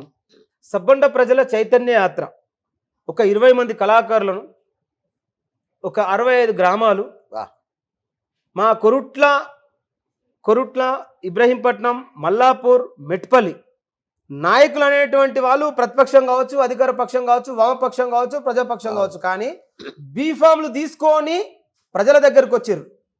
కానీ నేను ఉద్యమం ప్రజల కోసం చేశాను. అంత రికార్డ్. ఇవాళ నరేష్ అనేటోడు ఏదో ఇప్పుడు 4 మెరుపులు మెరిపించి పోయేటోడు కాదు. చూడండి నా 10 సంవత్సరాల చరిత్ర. ఇవాళ నా కొరుట్ల ప్రజల్ని జాగృతం చేయగలను. ఎందుకు? 60 సంవత్సరాలు 1%, 2%, 3% ఉన్న వాళ్ళు 60 సంవత్సరాలు పరిపాలన కొనసాగిస్తే 52% ఉన్న మెజారిటీ ప్రజలు కేవలం 11 సంవత్సరాల 5 నెలలు మాత్రమే ఈ కొరుట్ల వెట్పల్లి కాన్స్టిట్యూన్సీని పరిపాలించారు. ఇప్పటికైనా మీరు చైతన్యం కావద్దా? తరాలు బానిసలే, నేడు మనం బానిసలమే. ఈ బానిసత్వం రేపటి మన బిడ్డలకు అందిద్దామా, లేకపోతే బానిస సంఖ్యలు తెంచి మెజారిటీ ప్రజలను జాగృతం చేద్దామా అని చెప్పి ఆ శ్లోకంతో సబ్బండ ప్రజల చైతన్య యాత్ర కొనసాగించాను. సబ్బండ ప్రజల చైతన్య వేదిక చేశాను, బీసీ ఉద్యమాలు చేశాను, అనేకమైన ఉద్యమాలు. ఆ పాంప్లెట్ తీసుకొని తీర్మార్మల దగ్గరికి అది ఫస్ట్ టైం నేను పోవడం. బీసీ నాయకుడు, బహుజన నాయకుడు అని చెప్పుకున్నాడు కదా అన్న, ఇట్లాంటి కాన్సెప్ట్ ఇట్లా చేసుకున్నాను, కొంచెం మీరు కూడా బీసీ వాదం అన్నారు కదా అని అంటే ఆయన సంకోచించింది. ఆయన ఏమనుకోవాలి, బీసీ వాదం అనుకోన్నాను. ఒకటి, గల్ఫ్ కార్మికుల కష్టాలని ప్లే చేయమని చెప్పినాం, అట్లా ఇట్లా ఉన్నది, ఏ టెలికాస్ట్ చేయట్లేదు అన్నప్పుడు అప్పుడు కూడా ఆయన వేయలే. సబ్బండ ప్రజల చైతన్య యాత్ర చేస్తున్న క్రమంలో కూడా ఇట్లా ఈ మూమెంట్ ఉంది అనేది బీసీలకు. ఇప్పుడు చేస్తున్న పోరాటమే బీసీ సబ్బండ ప్రజలది కదా, అది మీరు అది చేయండి అని అంటే అప్పుడు కూడా చేయలే.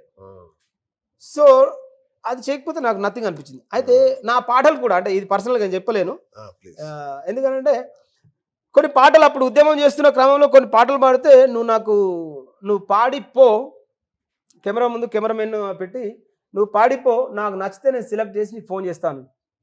ఓకే, 10-20 నిమిషాలు పాడిపించిండు. నాకు నేను ఏదో ఇట్లా పెట్టేసి రికార్డింగ్ స్టూడియోలో బొర్రు అంటే అట్లాంటి టైప్ ఆఫ్ చేసిన తర్వాత నాకు అనిపించింది, పాట అంటే నేను ఏమైనా ఆడిషన్స్కి వచ్చినా, నేను సినిమా రంగానికి సంబంధించి ఏమన్నా నా నా కమర్షియల్ బిట్ కోసం వచ్చిన, కమర్షియల్గా సంపాదించుకోవడానికి వచ్చిన, పాట ప్రజలకు అవసరం ఉంది, ప్రజా పోరాటం మనం చేస్తున్నాం, ఈ టైప్ ఆఫ్ ఏంటి అన్నప్పుడు అట్లాంటి వ్యక్తులు ప్రజలకు పోరాటం చేస్తారంటే ఏ విధంగా నమ్మాలి?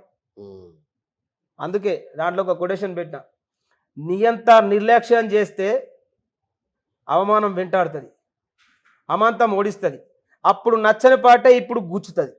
బా. గుచ్చిందా లేదా? అది అప్పుడు ఆడిషన్, ఇప్పుడు ఫైనల్ సెమీఫైనల్ పోతా అనుకుంటే.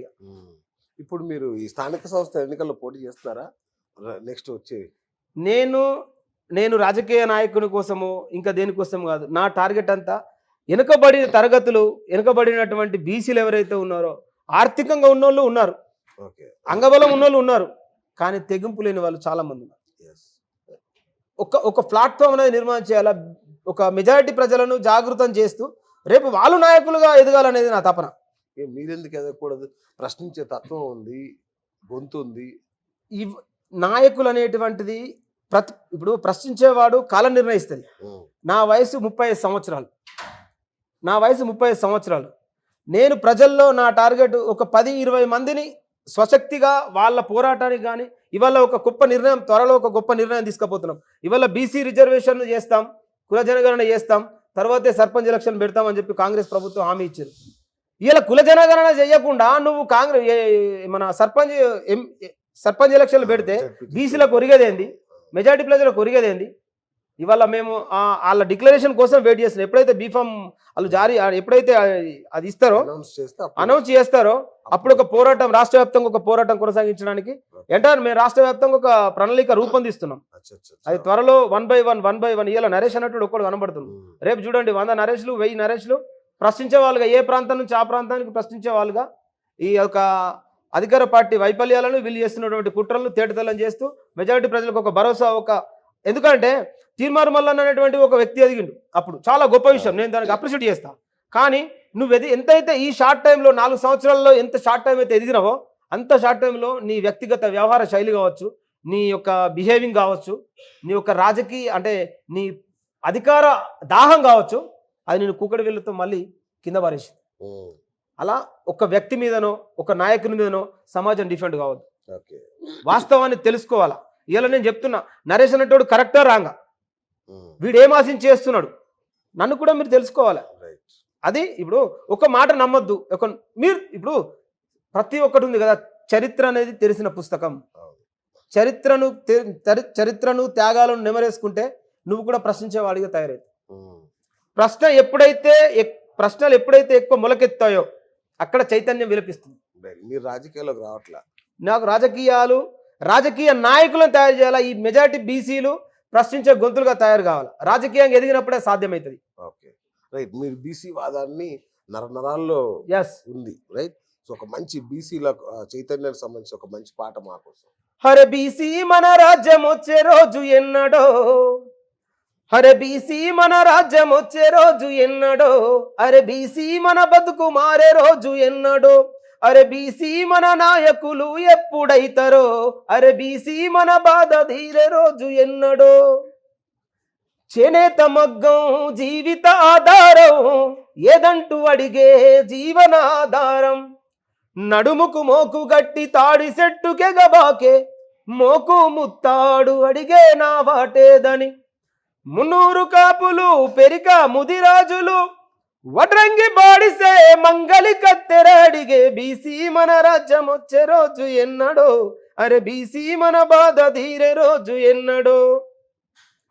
ఇలా కుమ్మరిగుండ, సాకలి బండ, మురికి బట్టలన్నీ మల్లె పువ్వుగా చేసే, మురికి బట్టలన్నీ మల్లె పువ్వుగా చేసే, ఉతికే సాకిరేవు అడిగే నా వాటేదని. అంటే ఆ యొక్క కుల వృత్తులు ఒక పక్క ధ్వంసం అయిపోతూ ఉంటే నీ వాటా ఏంటి అని చెప్పి ప్రకృతి మీద ఇలా ఉన్నటువంటి ముదిరాజులు కావచ్చు, చేపలు పట్టేనా మత్స్య కార్మికులు కావచ్చు, ఇలా అందరూ అడుగుతున్నారు. కానీ బీసీలు ఇక్కడ ఏమైపోతుందంటే, జెండాలు పట్టే కాడ మనమే ముందు ఉంటున్నాం, దండాలు పెట్టే కాడ మనలే ముందు దోస్తున్నారు, విభజించి పాలిస్తూ మనల తెర్లు చేస్తున్నారు, విభజిస్తూ పాలిస్తూ మనల తెర్లు చేస్తున్నారు, బలిసిన నాయకులే రాజకీయం చేస్తున్నారు, మేమెంతో మాకంతా వాటా సాధిద్దామంటూ బీసీలు ఐక్యమై రాజ్యం సాధించాలి అనేది పాటలు. సూపర్ సూపర్ అన్న, వండర్ఫుల్. సో యువత, ఇప్పుడు మీరు Yes. యువతరానికి ప్రతినిధి, Ah. ఎట్లా ఉంది యువతలో? ఇప్పుడు మీ భావజాలం వెళ్తుందా, యువతరానికి అందుతుందా? యువత ఏ స్థితిలో ఉంది ఇప్పుడు అసలు?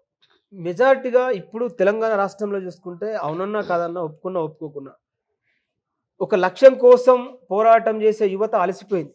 ఉమ్, ఒక ఉద్యోగాల కోసం పోరాటం చేసే యువత గడిచిపోయింది.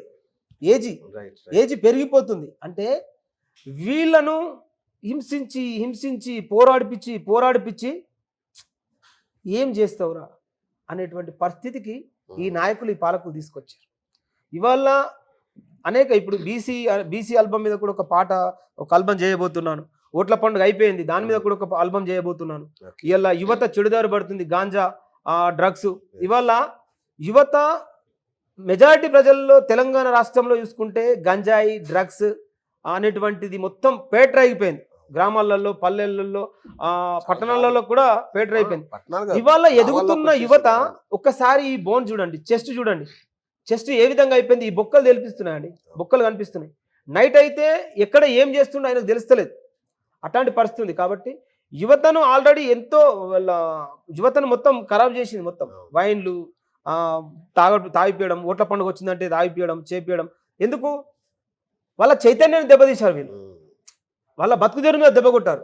మానసిక మస్తిష్క ఆరోగ్య స్థితిగతుల్ని చితలావతలం చేసి ఈ పార్టీ ఎంబడ తిరుగు, ఆ పార్టీ ఎంబడ తిరుగు, లేకపోతే ఈ ఈ కులాల మతాల ఈ ఘర్షణలో నేను ఇది నువ్వు అది అంటే, గతంలో ఉన్నటువంటి పోరాట యోధులు కూడా ప్రజలకు ఏది కావాలో అది లేకుండా అనవసరమైన విషయాలన్నింటినీ రుద్ది వాస్తవాన్ని దూరం చేస్తూ అవసరం లేని ముచ్చట్లు తెర మీద చేస్తూ గొడవలకు దారితీస్తున్నాయి. కానీ దానివల్ల ప్రజాస్వామ్యం మాత్రం అప్పటి నుంచి ఇప్పటిదాకా ఇంకా భ్రష్టు పట్టిపోయే విధంగా ఈ దేశం, రాష్ట్రం, ఈ ప్రాంతం అంటే కొట్టుమిట్టాడుతూ ఉంది. దాని మీద ఉన్న పాట ఉందా? గతంలో సారామత్తు మీద గతంలో రాష్ట్రం, అది యువతరం మీద ఏమన్నా ఉందా?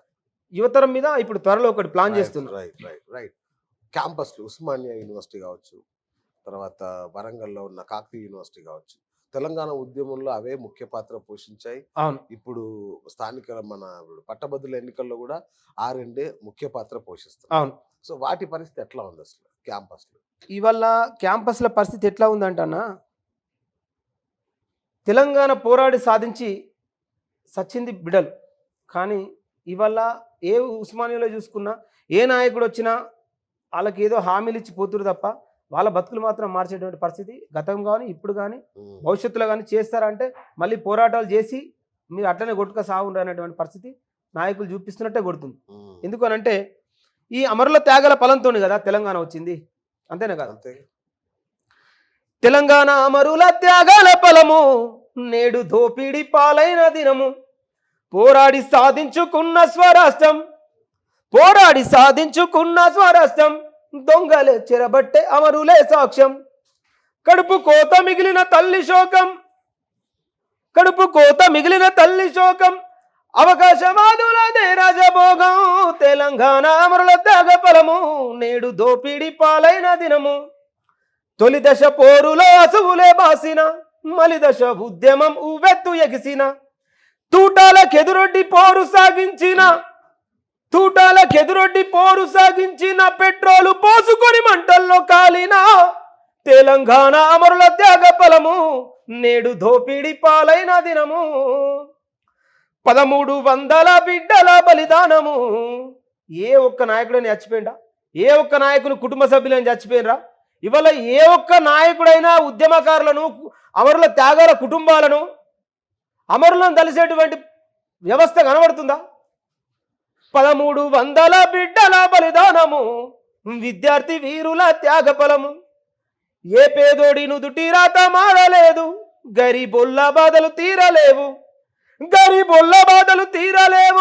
బలిసినోళ్ళు బాధలెరుగలేరు. తెలంగాణ అమరుల త్యాగ ఫలము నేడు దోపిడి పాలైన దినము. ఇవాళ భారతదేశంలో స్వాతంత్రం వచ్చి ఇన్ని సంవత్సరాలు అవుతున్నా, తెలంగాణ వచ్చి 10 సంవత్సరాలు గడిచిపోయినా మహిళలకు ఫ్రీ బస్సులు, అక్కెరగ్రాని పథకాలు ఎన్నో తెస్తురు కానీ గిరిజనులు, ఆదిమ తెగలు, లంబాడీలు, సెంచులు, గోండీలు, నా నిర్మల్, నా కాగజ్ నగర్, నా ఆసిఫాబాద్, ఆదిలాబాద్ ఈ ప్రాంతం గూడాలకు ఇంకా కరెంటు వెలుగులు లేవు, ఇంకా రోడ్లు లేవు. అట్లాంటి గూడాలు గిరిజన లంబాడి తండాలో కరువు, గిరిజన లంబాడి తండాలో కరువు, ఆదిమ తెగలకేది బతుకు తెరువు, వెలుగు చూడలేని గుడిసెలెన్నో, చదువు సంధ్యరాని గూడలెన్నో, తెలంగాణ అమరుల త్యాగ ఫలము, నేడు దోపిడి పాలైన దినము, పోరాడి సాధించుకున్న స్వరాష్ట్రం, దొంగలే చెరబట్టే అమరులే సాక్ష్యం. ఇవాళ విద్యార్థుల పరిస్థితి ఎట్లా ఉందండి? కాకతీయ చూసుకున్నా, ఉస్మానియా చూసుకున్నా, ఎక్కడ చూసుకున్నా పోరాటం. ఈ తెలంగాణ గడ్డ మీద నెత్తురోడిన బిడ్డల పోరాటం ఇంకా మిగిలే ఉంది, పోరాటం ఇంకా మిగిలే ఉంది అని చెప్తా ఉన్నాను. రైట్. అమరవీరుల కుటుంబాలకు ఇంటికి ఒక ఉద్యోగం, వాళ్ళ ఇంట్లో పెన్షన్ ఒక్కొక్కరికి 25,000 ఇస్తాను అది అన్నారు. అది సాకారం అయ్యే అవకాశం ఏమైనా ఉందా? ఇప్పుడు అదే కదా నేను చెప్పేది. ఇవాళ 5 నెలలు గడుస్తున్న గత పక్క పార్టీ వాళ్ళ దగ్గరికి వెళ్ళి తెచ్చుకొని ఈ పార్టీలో కండువ కల్పించి వాళ్ళకి బీఫామ్లు ఇచ్చి ఎమ్మెల్యేలుగా, ఎంపీలుగా, ఎమ్మెల్సీలుగా నిలబెట్టేటువంటి ఉన్నటువంటి సోయి నిజాయితీగా, నిక్కాసుగా ప్రాణాలు త్యాగం చేసి ఆ కుటుంబాలను ఆదుకుందాం అనేటువంటి దాని మీద ప్రభుత్వానికి, నాయకులకి, పాలకులకి ఎందుకు లేదు? అదే నా బాధ. కనీసం ఏ కోణంలో చూసిర్రు? గత ప్రభుత్వం 10 సంవత్సరాలు చేంజ్ చేయలేదు కదా మీరు తీసుకొచ్చింది. అవును. ఒక పక్క అప్పులు ఉన్నాయనేది మీరే, ఒక పక్క అప్పులు తెచ్చేది మీరే, ఒక పక్క ఉచితాలు ఇచ్చేది మీరే. ఇప్పటికే తలకు 2 లక్షలు అప్పు ఉంది కదా ఈ తెలంగాణ ప్రజల మీద. మీరు వచ్చి మళ్ళీ తలకు 2 లక్షలు చేసిన తర్వాత ఇక పరిస్థితి ఏంది? తెలంగాణ యువతరం ఎక్కడ ప్రశ్నించాలి? తెలంగాణ సమాజం ఎట్లా బతకాలి? ఇవాళ ముడి సరుకులు, నిత్యావసర వస్తువులు, పెట్రోలు ఏ కొనంలో తీసుకోండి, సగటు మనిషి కూలీగా నాలిగా చేసుకునేటువంటి పరిస్థితి. ఇవాళ ఒక హాస్పిటల్కి పోతే వాళ్ళ పరిస్థితి ఏంది? ప్రాణాలతో ఇంటికి తిరిగి వస్తారు. గాంధీ కానీ, ఉస్మానియా కానీ, ఇవాళ అక్కడ వరంగల్లో చూసుకుంటే ఎంజిఎం కానీ ఇట్లా ఉంది. ఏం అభివృద్ధి జరిగినట్టు? ఏం అభివృద్ధి చేస్తారు వీళ్ళు? ఏం అభివృద్ధి చేస్తారు? కానీ విచిత్రం అన్న, తెలంగాణ చిన్ని సంవత్సరాలు అవుతుంది, ఇప్పటికి కూడా ఆ నిజాం ప్రభు పెట్టిన హాస్పిటలే కానీ కొత్తగా ఒక హాస్పిటల్ లేదన్నా. ఎందుకు అట్లా? ఇవాళ నేను ఒకటే చెప్తున్నా, ఈ మెజారిటీ ప్రజలకు అర్థం కావాల్సింది ఏంటంటే ఇవి రెండు ఈ మెజారిటీ ప్రజలకు అందనివ్వరు ఎవరు వచ్చినా. ఇది ఫ్యాక్ట్. ఓకే. విద్యా వైద్యం ఎందుకు? ఇవాళ ఒకప్పుడు చదువుకునేటోళ్ళు ఇవాళ గవర్నమెంట్ విద్యా సంస్థలు మొత్తం కుంటుపట్టిపోయినాయి. ఉందా? గవర్నమెంట్ స్కూళ్ళల్లో ఎడ్యుకేషన్ ఇంప్లిమెంట్ అవుతుందా? ఒక ఉన్నతమైన చదువులు అందించేటువంటి పరిస్థితిలో ప్రాథమిక పాఠశాలలు ఉన్నాయా? మూసివేసారు కదా బడులు. ఒకప్పుడు చదువుకునే వాళ్ళు ఈ తెలంగాణ వచ్చిన తర్వాత చదువును కొంటున్నారు. ఇవాళ కూలీనాలు చేసేటువంటి తల్లిదండ్రులు ఆ బిడ్డలు, వేరే బిడ్డలు ప్రైవేట్ స్కూళ్ళలో పోయిన తర్వాత నాయన నేను కూడా బడిపోతా అంటే అరకొర జీవితంతో ఉన్నటువంటి ఈ కూలీనాలు చేసుకునేటువంటి తల్లిదండ్రులు అయ్యో నా బిడ్డలు ఎక్కడ బాధపడతారని చెప్పి ఇలా కార్పొరేట్ స్కూళ్ళలోకి వదిలేస్తే సంవత్సరానికి ఒక 50,000 రూపాయలు ఆ స్కూల్కి ఫీజు అవుతుంది. వీళ్ళు బతకడమే గగనం. అట్లాంటి పరిస్థితుల్లో లేనప్పుడు మానసికంగా ఆ పల్లెటూరు అంటే చిన్న మన ప్రాథమిక గవర్నమెంట్ స్కూళ్ళకు పోవుడే ఇజ్జత్గా సవాల్ అయిపోయింది. ఆ స్కూళ్ళకు పోలేని పరిస్థితి, ఈ స్కూళ్ళకు తోలి వెళ్ళని పరిస్థితి. ఇక సామాన్యుడు ఎక్కడికెళ్ళి బతాడు? ఇవాళ ఇది చూసుకుంటే ఏ చిన్న నొప్పి అయినా ఇలా తినే ఫుడ్ సెక్షన్ మీద కానీ ఇలా తినే ప్రతి వస్తువు మీద చూడండి ఎంత కల్తీ జరుగుతుంది. ఎట్లాంటి కల్తీ జరుగుతుంది? ఆయిల్ విషయంలో కానీ ప్రతి ఒక్కటి. అల్లం పేస్ట్ కడికెళ్ళి కూడా మన అరటి తొక్కలు నూనె, మన అరటి గుజ్జును మిక్స్ చేసి పెట్టేటువంటి పరిస్థితి. కుళ్ళిపోయిన అన్నము, మన కుళ్ళిపోయిన అట్లా. అంటే ఆరోగ్య విషయంలో కూడా ఎంత నెగిటివ్. ఓకే, ఇవిట్లున్నాయి కదా, ఇంత నిర్లక్ష్యమో. కార్పొరేట్ హాస్పిటళ్ళు ఎట్లా దోసుకుంటారు? దాని మీద ఏమైనా నియంత్రణ ఉందా? ఏమైనా నిబంధన ఉందా? మరి సామాన్యుడు పేదవాడు ఎక్కడికి వెళ్ళి బతుకుతాడు? ఎక్కడికి వెళ్ళి ప్రశ్నిస్తాడు? ఎక్కడికి వెళ్ళి తలెత్తుకొని ఆయన ఈ 12-10 గంటలు ఆయన అడవికి అంకితం కావాలి, పనికి అంకితం కావాలి, అలసిపోయి అత్తే బుక్కడంతా తినాలి, ఆ కోటరు గుందాలి, కోటరు తాగాలి, ఆయనతో పండాలి, మళ్ళీ లేస్తే. ఈ సైక్లింగ్ అనేది ఆర్థిక రుగ్మతలు దెబ్బతీసి ఈ సైక్లింగ్లోనే వీళ్ళ బతుకులు పెట్టేసి ఎలక్షన్లు వచ్చిన తర్వాత, ఎలక్షన్లు వచ్చే కంటే ముందు నోట్లు విసిరి ఓట్లను గుంజుకొని తర్వాత 5 ఏళ్ళు వీళ్ళు వాళ్ళ మీద రాజ్యం పెత్తనం చేసుకుంటా వ్యవస్థలు, కార్పొరేట్ వ్యవస్థలను పెంచుకుంటూ పేద ప్రజల నిండా ముంచుకుంటూ ఈ వ్యవస్థ కొనసాగిస్తూ ఉన్నారు. కార్మికుల కూడా మీద ఒక పాట రాసినట్టున్నారు కదా? అవును. మేడే రోజు హరే నేడే వచ్చింది మేడే పోరాట, నేడే వచ్చింది మేడే శ్రామిక జనపోరు సంద్రమై సాగే అరే నేడే వచ్చింది మేడే నేడే వచ్చింది మేడే పోరాట గాయాల తడియారలేదే పెత్తందారులను ఎదురొడ్డి నిలిచిన భూస్వాములందరినీ ఊరవతలికి నెట్టి నేడే వచ్చింది మేడే పోరాట గాయాల తడియారలేదే నేడే వచ్చింది మేడే శ్రామిక జనపోరు సంద్రమై సాగే. ఈ పాట అంటే ఇది కూడా రికార్డింగ్ లో చేయబోతున్నా. ఇంకా ఉందా? నైస్ నైస్ రైట్ అన్న. మీరు చక్కగా మీరు చెప్పారు ఇంతకుముందు ₹1,00,000 జీతము, గల్ఫ్ లో ఆ హ్యాపీ లైఫ్, సో అన్ని వదిలేసుకొని ఇక్కడికి ఎందుకు వచ్చారన్న మళ్ళీ? ఇప్పుడు ఇక్కడ మన తెలంగాణ రాష్ట్రంలో ముఖ్యంగా ఇవాళ నేను ఈ ప్రజాస్వామ్యం ఎందుకంటే ఇప్పుడు తిరుమల మల్లన్న మీద నాకు ద్వేషం కోపం ఎందుకంటే వ్యక్తిగతం కాకుండా నువ్వు ఇప్పుడు నిజాయితీగా పోరాటం చేసే వాళ్ళని కూడా ప్రజలు నమ్మే పరిస్థితికి తీసుకురాలి. అట్లాంటి వాళ్ళని కూడా ఖరాబ్ చేసిండు తీర్మార్ మల్లన్న అలాంటి వాళ్ళు ఇంకా ఎంతో మంది ఉన్నారు. కానీ ఈయన స్పెసిఫిక్గా ఇప్పుడు పాయింట్ మీద ఈయన ఉన్నాడు కాబట్టి వాళ్ళకు పదవులు ఇవ్వలేరు. పదవుల కోసం బాకులాడి వాళ్ళు బోర్ల బొక్కల పడి ఎక్కడో సతమతం అవుతారు. ఒకప్పుడు ఒక వెలిగిన వారు పదవుల వ్యామోహంలో పడి డబ్బు వ్యామోహంలో పడి ఒక ఫేత్ వచ్చిన తర్వాత ఒక ఫేమ్ వచ్చిన తర్వాత వాళ్ళ సొంత స్వలాభం కోసం పోయి జీవితాలు ఖరాబ్ చేసుకున్నారు. సో ఇలా ఇప్పుడు మనం ప్రజల పక్షాన ఇప్పుడు కొట్లాడకపోతే ఎందుకు వచ్చినాము అని అంటే వాళ్ళు మహనీయులు ఎందుకని త్యాగం చేశారు. ఇవాళ మహాత్మా జ్యోతిరావు పూలే, మాతా సావిత్రిబాయి పూలే, అక్కడి నుంచి చూసుకుంటే సుభాష్ చంద్రబోస్, అట్లా నుంచి చూసుకుంటే మన సంత్ రవిదాస్ గారు, సంత్ గాడ్కే బాబా. చదువు లేదు కానీ మనువాదాన్ని ఆ కేటగిరీలో చదువు లేకున్నా చదువు ఉన్నటువంటి సమాజాన్ని క్వశ్చన్ చేసిండు. ఇలా బాబాసాహెబ్ అంబేద్కర్ తన 4 పిల్లల్ని చంపుకొని తన భార్యను కోల్పోయి ఈ సమాజం కోసం తన జీవితం మొత్తం దారపోసి ఏం కోరుకున్నాడు ఆయన కళ నెరవేరిందా? అలాంటి కళ నెరవేరలేదు. ఇలా అవకాశం కోసము బాబాసాహెబ్ అంబేద్కర్ వారసులము, మేము త్యాగదనులము మేము అనుకుంటున్నాం. కరెక్ట్. ఏ మట్టుకు ఇంప్లిమెంట్ చేయగలిగిర్రు? ఇవాళ ఇక్కడనే వచ్చింది. బీసీలకు ఎస్సీలకు మహత్తరమైన అంతర్లీనంగా వాళ్ళకు తెలియకుండా ఒక మహత్తరమైన కుట్ర జరుగుతూ ఉంది. ఓకే. ఇలా అంబేద్కర్ వాదులు, ఇలా బీసీ వాదుల్లో, బీసీ నాయకుల్లో, బీసీ ప్రజలకు అంబేద్కర్ వాదులకే ఘర్షణ ఉంటుంది.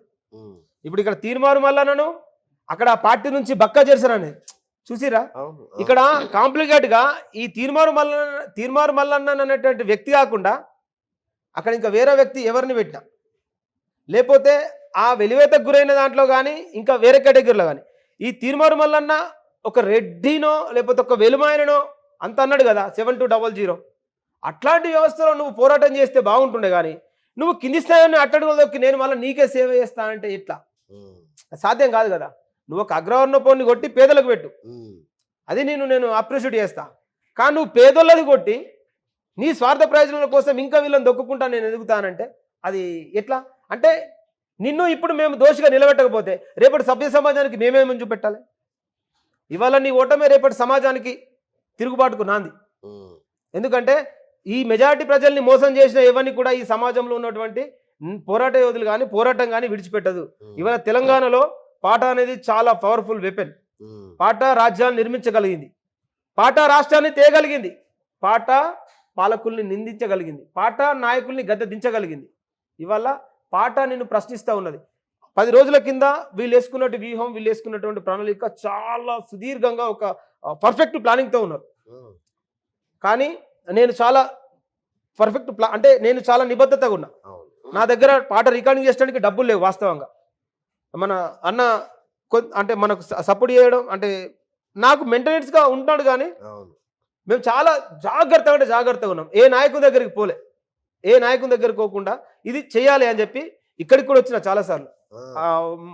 వాళ్ళతో కూడా ఎవరైనా ప్రజల నుంచి, ప్రజాక్షేత్రం నుంచి ఎవరైనా సపోర్ట్ చేస్తే ఇది ప్రజల్లోకి రావాలి. ఇది కాదు రేవంత్ రెడ్డి గారి సాంగ్ కూడా, గుంపు మేస్త్రి అనే సాంగ్ కూడా, గుంపు మేస్త్రి అనే పాట కూడా అది వీడియో చేద్దామంటే మన దగ్గర లేవు. కానీ పాప నన్ను నమ్ముకున్నా. అంటే ఈ గతంలో నేను ఎన్నో వీడియో సాంగ్స్ కూడా వాళ్ళతో కమ్యూనికేషన్ చేస్తూ ఉన్నాను. ఆ చేస్తూ ఉన్న క్రమంలో ఆ తమ్ముళ్ళకి చెప్పాను, పరిస్థితికి ఇది ఈ సిచ్యువేషన్ ఇట్లా ఉంది, ఇది ప్రజల్లోకి పోవాలి, కానీ మీకు ఇవ్వడానికి నా దగ్గర లేదు. అన్నప్పుడు మన న్యూస్లైన్ శంకర్ అన్న ఫస్ట్ గుంపు మేస్త్రి అనే సాంగ్ అన్న ఛానల్లో రిలీజ్ చేసినట్టు అన్నకి ఇట్లా ఎక్స్ప్లెయిన్ చేసిన నా దగ్గర గిది ఉంది అన్నాక అన్న ఛానల్ నుంచి కొద్దిగా సపోర్ట్ చేసారు ఆ పాటకు కొద్దిగా అంత హెల్ప్ అయింది.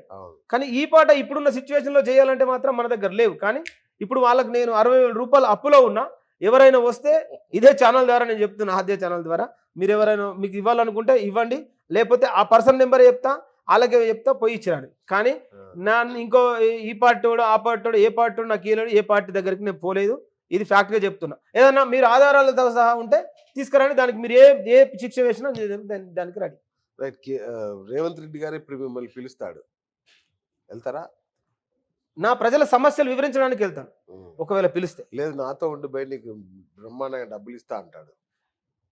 డబ్బులు ఇప్పుడు డబ్బే కావాలనుకుంటే నాకు రేవంత్ రెడ్డి దగ్గరికి ఎక్కడికి ఉంటుంది కదా. ఇప్పుడు డబ్బు కోసమే పని చేయాలనుకుంటే నేను హ్యాపీగా దుబాయ్లో ఉంటా కదా. కరెక్ట్. అంటే డబ్బులు అంటే ఆయన ప్రభుత్వాధినేత, ప్రభుత్వంతో పని ఉంటుంది, నువ్వు నాతో పాటు నడు, నీకు బ్రహ్మాండంగా చూసుకుంటా అంటే అప్పుడు మీ సమాధానం ఎట్లా ఉంటుంది? ఆ సమాధానం ఎట్లా ఉంటుంది అంటే, నేను మీతో ఉండడం కాదు, మీతో పాటు ఇంకొక 20 మందిని చట్టసభల్లో బీసీలు నిలబెట్టండి అని అడుగుతాను. నాకు అవసరం లేదు, నా సమాజానికి అవసరం నాయకుడు. ఇవాళ మీ రెడ్డి సామ్రాజ్యాన్ని కాపాడుకోవడానికి మీకు ఉన్నారు కదా, మరి నా బీసీ సామ్రాజ్యాన్ని కాపాడుకోవడానికి ఎవరున్నారు? ఆయన ఒకవేళ పిలిస్తే నేను అడిగేది కూడా, నేను చెప్పేది కూడా ఇది అంతే. రైట్. సో మీ లక్ష్యం ఏంటి? ఇక మీ యాత్ర ఎట్లా ఉండబోతుంది ఇప్పటి నుంచి? ఇప్పుడు ఒక జోనర్ ఒక జోనర్ ప్లాన్ చేసుకున్నాం.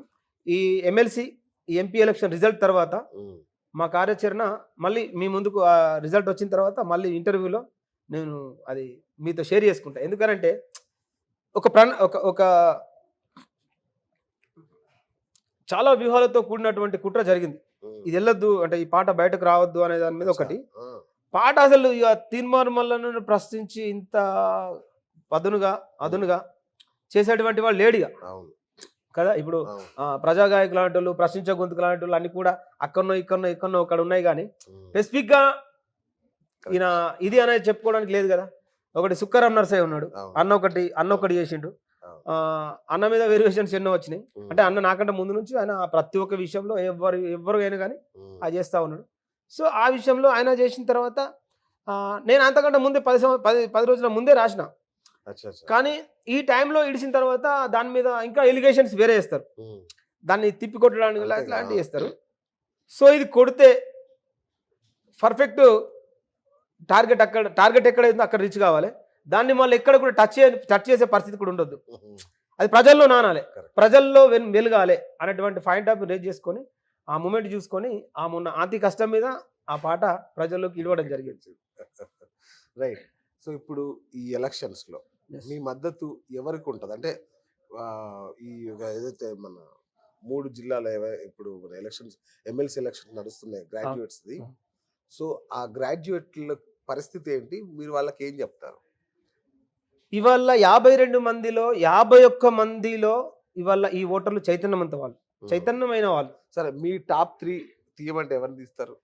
నేను ఒకటే చెప్తున్నా, నిజాయితీగా నిబద్ధతగా ప్రజల పక్షాన ఎవరైతే కొట్లాడుతున్నారో, ప్రజల కోసం ఎవరైతే పోరాటం చేస్తున్నారో, ప్రజల కోసం ఎవరైతే ఆస్తులు కూడబెట్టుకోకుండా ప్రజలే అని చెప్పి సర్వస్వం కోల్పోయిన వాళ్ళు ఉన్నారు. అంటే మీరు గుర్తించండి, నేను ఈ నాయకుని కోటేయమని నేను చెప్పను, కానీ ఈ నాయకుని కోటేయకు అని చెప్తున్నా. దీనివల్ల ప్రజాస్వామ్యం ప్రజాస్వామ్యానికి ముప్పు వాటిల్లింది, దాన్ని పసిగట్టాలా. అవి ఒక్కరికి వేయకుండా 51 మందిలో ఓట్లు చీలకుండా గిట్లా ఒక నాయకుడిని తయారు చేయగలుగుతాయి రాజకీయ పార్టీలకు అతీతంగా. కానీ ఇవాళ తెలంగాణ రాష్ట్రంలో ఒక అధ్యయనంగా మళ్ళీ ఒక పోరాటం కొనసాగుతుంది. లేకపోతే నిజాయితీగా నిక్కాసుగా పోరాటం చేసే వాళ్ళు ప్రజలు మారరు అని చెప్పి వెనుదిరిగి ఉద్యమాన్ని ఆపేసేటువంటి ప్రమాదం ఉంది. అతను గెలిస్తే మేధావి లోకం, నిరుద్యోగులు, జీవో 46 విద్యార్థులు, ప్రజా గొంతుకలుగా ఉద్యమకారులుగా వినిపిస్తున్నటువంటి వాళ్ళందరూ కూడా నీతి నిజాయితీ అనేది తెలంగాణలో ఓడిపోతుంది, ఉద్యమం అనేది కుంటుపడుతుంది. అంత పెద్ద అంటే ఈ ఎమ్మెల్సీ ఎన్నికలతోటి అది ముడిపడి ఉంది. రేపటి భవిష్యత్తు కూడా ఈ ఎమ్మెల్సీ ఎన్నికల మీదనే ముడిపడి ఉందని చెప్పి ఈ సమయం ద్వారా నేను మీ అందరికీ జీవో 46 విద్యార్థుల తరపున, నా రైతు కూలీల తరపున, నా రైతుల తరపున పీడింపబడుతున్నటువంటి ఈ జాతుల పక్షాన మీ అందరికి వేడుకుంటున్నాను. ఓటు చీలకుండా మన తీన్మార్ మల్లయ్యకు ఓటు వేయకుండా ఈ 51 మందిలో నిజాయితీగా నిబద్ధతగా ఓటు చీలకుండా ఎవరైతే వేస్తారో గెలిచినటువంటి ఆ వ్యక్తి శాసన మండలికి పోయి ఈ ప్రజల పక్షాన కొట్లాడతాడు.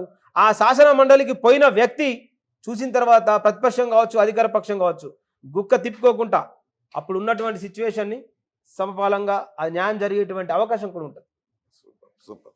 ఫైనల్ గా మా ప్రేక్షకుల కోసం ఒక పాట, ఫైనల్ సాంగ్. అది తిన్మార్ మల్లనైనా పర్లేదు, ఇంకేదైనా పర్లేదు. అయితే ఫైనల్గా రేపు అంటే రేపటి రోజున ఇంకా అనేకమైన పాటలు తీసుకుంటే గల్ఫ్ కార్మికులకు సంబంధించి గల్ఫ్ బిడ్డగా ఉన్నాం కాబట్టి గల్ఫ్ అన్నల గోస్తోటి నా పాట ముగిస్తా. గల్ఫ్ అన్నల గోస వలస జీవుల బాట, ఎడారి ఆశల ఊట, నిత్యం కాసుల వేట, కన్నీళ్ళ బాధ తీరదు, కష్టాల సెగలు ఆరవు, నమ్ముకున్న వాళ్ళందరి నిడిసి వచ్చినాం, వలసొచ్చి గలుపన్నలతో దోస్తి గట్టినాం, కన్న వాళ్ళు కట్టుకున్న ఆలిని విడిసి కన్న బిడ్డలతో బుట్టువుల బంధాలొదిలి, ఉన్న ఊరును విడిసి పల్లె తల్లిని వదిలి, అరే అసువులు బాసిన ఎడారి జీవితాల ఎదల కదా. ఇది గల్ఫ్ కార్మికుల పక్షాన రాసిన. ఇంకొకటి రైతుల మీద కూడా ఇంకో పాట రాసిన.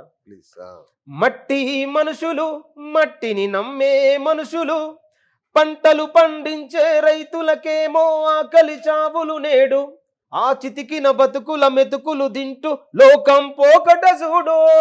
మట్టి మనుషులు మట్టిని నమ్మే మనుషులు, రైతు రాత్రి పగలు ఆకలి దూప కంటికి కునుకే మరిసే, ఆ మండు టెండలో చెమట సుక్కలను సేనుకు నీరుగా పోసే, జోడెడ్లను కట్టి అరకే దున్ని భూమిని సాగు చేసి, నీరు పెట్టి నారు పోస్తే అమ్మలక్కలు నాట్లు వేసే, పల్లె పాటలు పాడుకుంటూ పొలములో కలుపేదీసే, పుట్టకొచ్చిన పంట పొలాలకు కాలం కాటు వేసే, అటు చూస్తే ఎండిన పొలము ఇటు చూస్తే దిగులుతో రైతు, అరె కరువుతో కాడు పేరిన పల్లెలో చేసేదేమి లేక, రైతు ఎండిన పొలములో ఎండ్రిందాగి తన ప్రాణాలను విడిసే.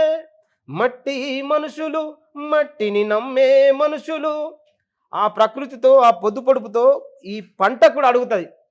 ఆ పొద్దు పొడుపు పువ్వు పొద్దు నాపి గొంతెండి నీరు అని అడిగే, పాల బుగ్గల మొక్కజొన్న సేనెండకు ఎండిపాయే, హర మిరప సేను పసరంత ఎండి కారంతో గుండెలు మండే, ఆ మండు టెండలో ఎల్లి బుళ్ళి గడ్డలు ఎక్కెక్కి ఏడ్చే, హరే రైతు ఒంటికి ఈ రైతు ఒంటికి బట్ట కాలేక పత్తి సిగ్గుతో కుమిలే, ముత్తైదు భాగ్యముకు నోసుకొని పసుపు పుడమిలో మరుగై, అరే అప్పు తెచ్చిన రైతు కుతికెపై వడ్డే మించిపాయే, అసలు మిత్తి కట్టలేక రైతా వేదనతో రగిలే, అటు చూస్తే అప్పుల గండం రైతుకు దినదినము సుడిగుండం, అటు చూస్తే అప్పుల గండం రైతుకు దినదినము సుడిగుండం, రైతుకు నీడనిచ్చిన చెట్టు కొమ్మకు ఉరితాడుకు వేలాడే. రైతు పరిస్థితి చూడండి. రైతుకు నీడనిచ్చిన చెట్టు కొమ్మకు ఉరితాడుకు వేలాడే, తను వాగిపోయిన రైతు కాళ్ళను కాడెడ్లు ముద్దాడే. మట్టి మనుషులు మట్టిని నమ్మే మనుషులు, హరే రైతు లేనిదే రాజ్యం లేదని తెలుసుకోండి పాలకులు, రైతుల ఆకలి చావులు ఆత్మహత్యలు అరికడితేనే మేలు, हर देश की रक्षा करने वाले वह तो जय जवानों, वह जवान को खाना खिलाने वाले यही तो जय किसानों, ये धरती हमारा ये धरती हमारा ये दर्द हमारा. Super super wonderful. Hats off Naresh అన్న. నిజంగా అంటే మరొక ఉద్యమ కెరటం పుట్టింది అనుకుంటున్నాను మీ ద్వారా, మీ రూపంలో. మీరు ఏదైతే నమ్మారో బీసీ ఉద్యమం, నా ఊహ నా అంచనా మీ ద్వారానే అది ఒక ప్రళయంలాగా మారుతుంది అతి త్వరలో. పెద్ద ఉద్యమ రూపం సంతరించుకొని తెలంగాణ జాతి మొత్తం మీ వెనకాల నిలబడుతుందన్న. తప్పకుండా నేను వాళ్ళ వెనుక నుండి పోరాటం చేయడానికి సిద్ధంగా ఉన్నా. నేను ఎప్పుడు కూడా ముందుకు నేను నా కోసం కాదు, ఉమ్, నేను నాకున్నటువంటి వ్యవస్థలు ఎక్కడైనా బతకగలుగుతా. కానీ మెజారిటీ ప్రజలు ఏళ్ల నుండి తరతరాల నుంచి పీడింపబడుతున్నారు, వంచింపబడుతున్నారు. తరానికి ఒక్కడు త్యాగం చేయాలి, ఆ మహానుడు ఇచ్చినటువంటి స్ఫూర్తితో మేము ముందుకు పోతున్నాం. వీలైనంత మట్టుకు ఈ ఉద్యమాన్ని మోస్తాం. రైట్. థ్యాంక్ యూ అన్న, thank you so much, thank you so much. So చూసారు కదా, ఇది ఇవాళ బిఎస్ టాక్ షో. నేను మీ బిఎస్ సైనింగ్ ఆఫ్.